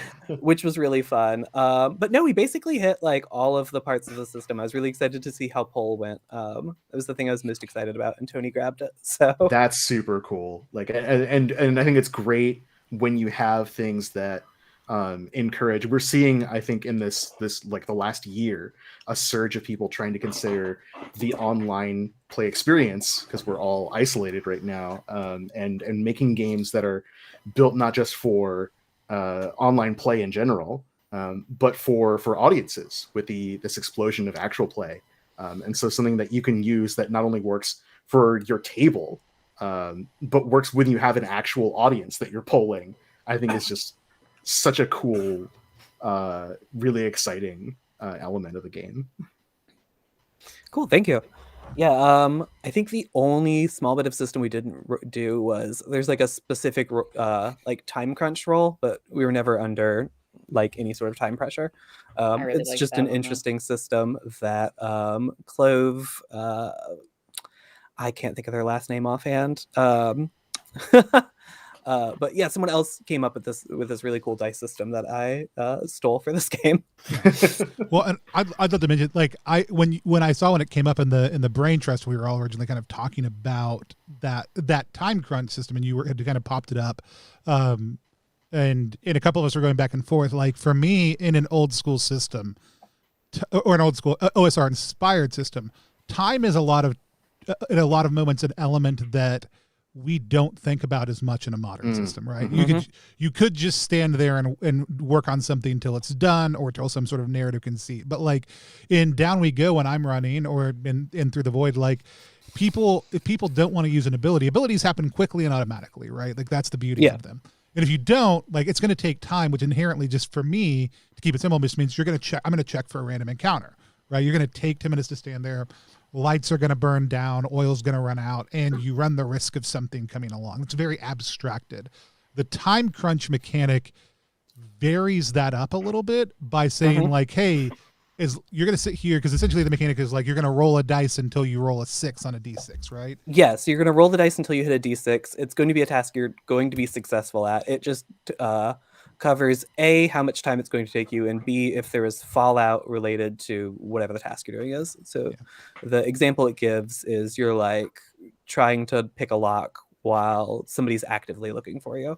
So the number of dice you roll is going to be, we'll say like 15 seconds each. And if your dice total before you hit a 6 is like above a 20, something happens. So they discover you while you're trying to do it or something like that. Yeah. I think it's a really interesting way to not just be like, hey, roll a d20 and, right? But say, hey, this and you can pull out. Like if you can decide, hey, this is taking too long, I've rolled, I'm getting too close. Like you can choose to stop, but then you've taken all of that time now, and there still may be consequences for that. And it's such a great player-facing choice that takes that time element and gives it a lot more. You give people a lot more agency without adding a lot of complexity. I think it's a super smart role and way to bring those time elements into play. So it is very cool. Awesome. Dean, tell us who you are, what you do, where they can find you online, but also what it was like for you to play DungeonDelvers.tv. They can find me at GeekesDean on Twitter and Instagram. I really don't do much at the moment. As I said earlier, I refer to myself as an internet putz. That's more or less just what I do. I putz around on the internet. But I did get a job recently as a video editor, so if you want to check out what I do later down the line, I will be posting it there. As far as the game, I liked it. The very idea of doing streaming while dungeon crawling was an idea I had a few years ago, but I never jumped on because my brain goes 30 different ways. But this is a great idea. I like everything that you've done here. The system is great. It works well for the player, helps with storytelling. And I like how in the book you refer to the GM not necessarily as the god, like we normally see in traditional games like Dungeons and Dragons, but as the arbiter of the story. I like that kind of mentality to go with it. I don't really have any questions at the moment, but I would say that I like what you have here. And the time crunch, like everyone else already said this, obviously, so I don't, I'll just say it again. The time crunch thing is an interesting idea because I've always just kind of yada that part in most games. So the idea of having a mechanic behind it is actually pretty smart. I like that. Yeah, thank you. Yeah, I have amusingly been sitting on this sort of setting for a very long time. It was going to be a D&D campaign I ran like 2-3 years ago that got recycled into this. Yeah, awesome. Cool. Let's go up to Quinn. Quinn, tell people who you are, what you do, where they can find you online, but also what it was like to play DDTV. Yeah, I'm Quinn, or Authenticity Trip. You can find me on Twitter at 200proofgames. You can find me on TikTok actually at authenticity.trip. I've just been making soup reviews for a little minute now, so no game content there yet. But gosh, someday. In the meantime, what was my last soup review? Spicy jambalaya. Well, I recorded that. I haven't. Looking for spoilers. It was surprisingly spicy for a canned soup. I just didn't fucking believe them, but no, it was spicy. Anyway, I'm working. I'm not working on. I've completed a sick horror game. I just haven't marketed my sick horror game. So follow me on Twitter. Maybe I'll market it soon. Just drop it. It looks good. I know, right? I know. Honestly, I'm thinking I might just fucking do that so I can start working on something else. But yeah, so that's me. What did I think of DDTV? I really enjoyed it. I'm not in general, like, I've played a decent amount of OSR stuff on stream here with Tony, just because I love being on streams. I love Tony. And also because I've been really invested in DDTV ever since I first saw the thread that became DDTV Where I wrote as you this were entire posting stream. it. In live Yeah. time. It was you started typing that and I was like, oh shit. And so for me, text is not for me. I'm willing to just make this blanket real literary professor shit I'm about to say. Text is context, right? Whatever content something is influenced, is contextualized, is whatever by what is around it. And I think that there's no better example of this than the way you can repurpose OSR style adventures into different games, and those adventures become different adventures. So while we were playing this, I was playing this and I was really getting into the whole like fun like streamer culture vibe of it. And like the way that we went through this adventure is unique to playing it in DDTV. The way we solved this adventure is completely unique to playing it in DDTV. It is an outcome that could not happen in any other game, OSR or otherwise. And there is something about that in the way that it takes something that was made to be universal and default and can create that experience through context into something razor focused and right to the heart of what the game is about. Fucking fascinating. Really, really interesting. And just a really cool space to inhabit. Mechanically clean, tight, no rules if you don't want them. And when rules do happen, they go. I will say the study collecting information stuff, all of that is lovely, but I did feel a little as though, and maybe I just didn't read it close enough, but I felt a little as though I was missing something to roll that would be like, what do I know about this? Like, how do I get that information fast? Because when I look at the gather information for Mage, all of the options take a little while, which is fine. I think that's cool. But in a moment-to-moment adventure like this, where there isn't as much assumed downtime as there is in most other OSR-style adventures, I found myself kind of looking for that lever to pull and not quite seeing it. Maybe it's there, but I didn't quite see it there. No, it's a really fair comment. It's that one ability is designed more around like long-term campaign play rather than one-shot play. Right. Which is where there's a big difference there. But yeah, it doesn't work super well for streaming. It's something I do need to go back and work on. It's super fun. Yeah, so the ability, this is the study ability for Mage, right? Mm-hmm. So it's the same thing. You roll and you pick a certain number of them. The information takes only 1d6 hours to learn. The information is thorough. The information acknowledges additional knowledge that could prove useful. Consulting the wikis doesn't lose you 1d10 subscribers, which I love that all of like. Some of these are like, that's the balance is like some of these, when I trigger them, people are not going to be into me scrolling through wikis. Yeah, you're in the middle of a stream. Nobody wants to watch you open the wiki up and look at the cheat to get through the dungeon. Study allows you to spend some time digging through wikis to get a fairly all-encompassing view of a particular subject, but it takes some time, and you can use can cause you to look like a bit of a know-it-all on streams if you aren't careful. I will say, a potential solution did just occur to me. Mm-hmm. Instead of X number of hours, just say in between 10 to 60 minutes. Yeah, that's probably smarter.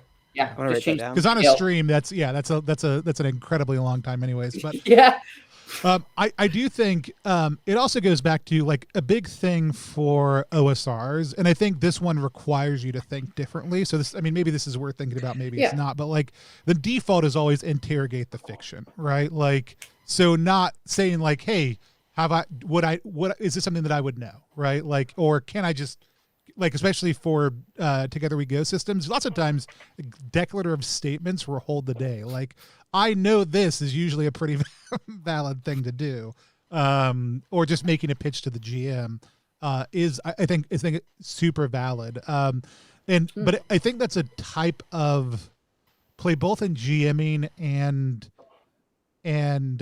play from a player facing standpoint that takes a little bit of cultivation and usually is not a default skill. Either way, like it's something that I still, even as much as I run games now, figuring out what to share, how to tell, when to give people that information, how to provide that context, especially when there's emergent narrative, can be really challenging and really develops as you get a play culture going at a table a little bit more fluidly for those kind of instantaneous like knowing of things or figuring out of things, right? Yeah, that was a weird needle to thread here with I very much look at DDTV as like baby's first OSR, where there's a bunch of like OSR-ish principles, but I'm not throwing you in the deep end. So there's a good thread running through this of player information's character information. If you know something in real life, you know it in the game. And to that end, I try to make it so there wasn't too much that like your character would know in game, but you don't know personally. Just to keep that a little bit alive, but it does sort of lose the kind of classic OSR. I just declare I know a thing. Right. Yeah. And so anyways, I think it's also because like you've chosen to make a unique setting or chosen to adapt a unique setting and not just be like generic fantasy land where people kind of know what's up, right? And I think that's the other thing that comes in with that. I love the amount of work you've already put into that, and I know there's a whole lot more coming as far as notable figures, because like who's the mayor of the city? Hatch Thatcher. Yeah, sorry. Who's the main mayor of like the big city? Oh, of New York. That's Carly Rae Jepsen. God, it's so good. And so the emotion on vinyl was one of the options, the items you can have in your starting gear, which is just so. It's not official because powerful. we haven't talked to Colin about it or anything, but personally, we all believe that Boy Problems, the cyberpunk Carly Rae Jepsen RPG, exist in the same universe, so we just treat it as it does. Now, this isn't, again, something we've actually covered with Colin, but we've just unilaterally declared that the version of New York that exists in that is New York here. New York. There's really something powerful about reading the sentence, Carly Rae Jepsen is the mayor of New York. Yeah. The whole, like, a lot of the extra setting work that you do still leaves tons of space, but drops in a whole lot of that stuff that, again, for a one shot, you may not expect people to you know, dive into, but there's so much really good stuff in the game that I think is amazing. I'm always thrilled whenever people want to pick up the Together We Go stuff or the Down We Go architecture and do that. I didn't create the game, just for anybody who's wondering. It's our house OSR system that we just recently funded, but I'm building a game on it. I'm building the SRD out and the creator kit out right now, so it was really cool to see Keegan pick that up, but just how easy it is for other people to create it is always really exciting for me. Seeing what people do with moves and how they do moves is fun. I love that you like I've always talked, one of my really early and kind of initial complaint for Down We Go was in that system, Sneaky and Bloodthirsty feel a little bit more powerful than the other roles. And that's balanced out. Like you need healers and people who can deal with social situations, and Holy does that, and you need damage dealers, and mages do that better than anybody else. So they are very well balanced in the end, but it is challenging because like one gives you a solid mechanic, each one of the other two, Sneaky and Bloodthirsty, give you a mechanical bonus, and this you've created a third tier, which is Face, which gives you significant advantages dealing with your subscribers. You're muted again. Muted, yeah, Face gives you significant advantage when you're trying to get subs, and that was cool to see that come out. I mean, I went solid Face, and I typically will go pretty deep Holy because lots of times people don't want to play them.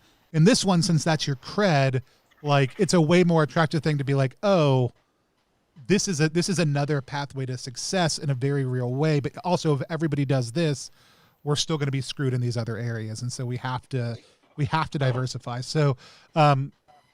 I'm curious because now 3 of them have that ability.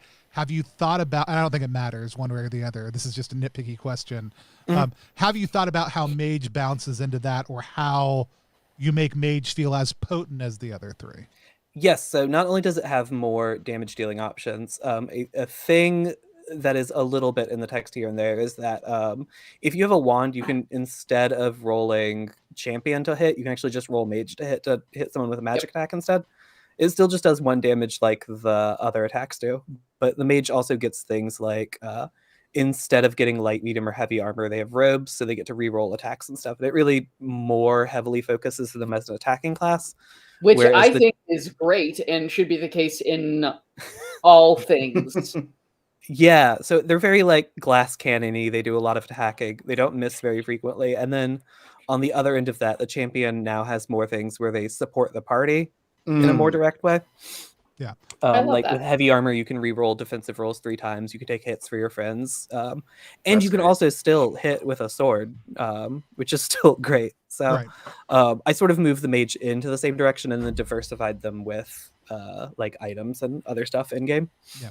No, I'm always thrilled to see what people do with the base core concepts of how they how they build abilities, how they move them around, tear them apart. Are there other classes you considered when you were looking at this, or like, because I already think about like what other Down We Go and Through the Void classes do I want to make?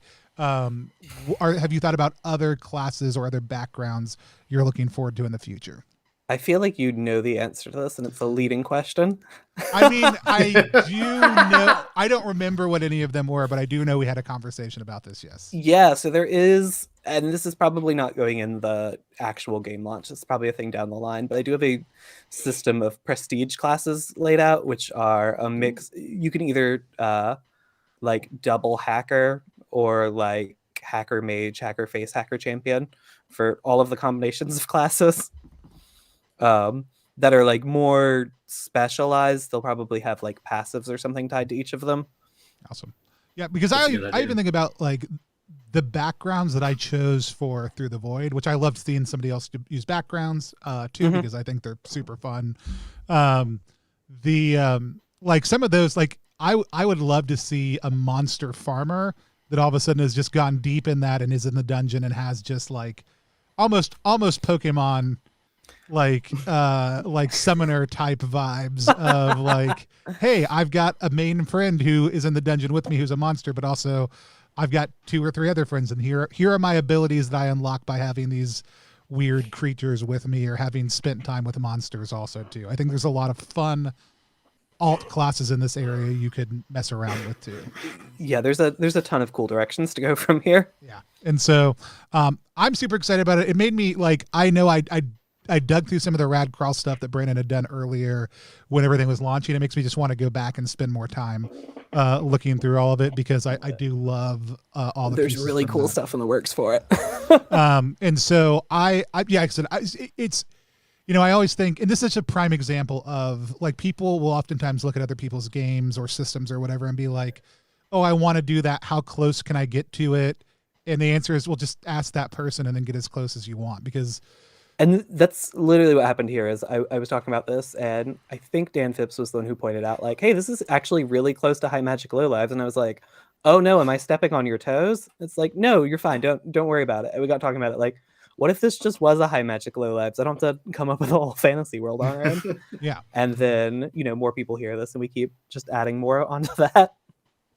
Well, that's the thing. Like, Dan's been in the chat and it's like, oh man, I got to go back through and stat out some of these things in high magic. Like, the ability to all of a sudden say, we're going to build things in this system and this is going to feed into each other. And like, I said this in a panel the other day, and the person I was with almost lost it because they're in charge of licensing for Drive-Thru RPG.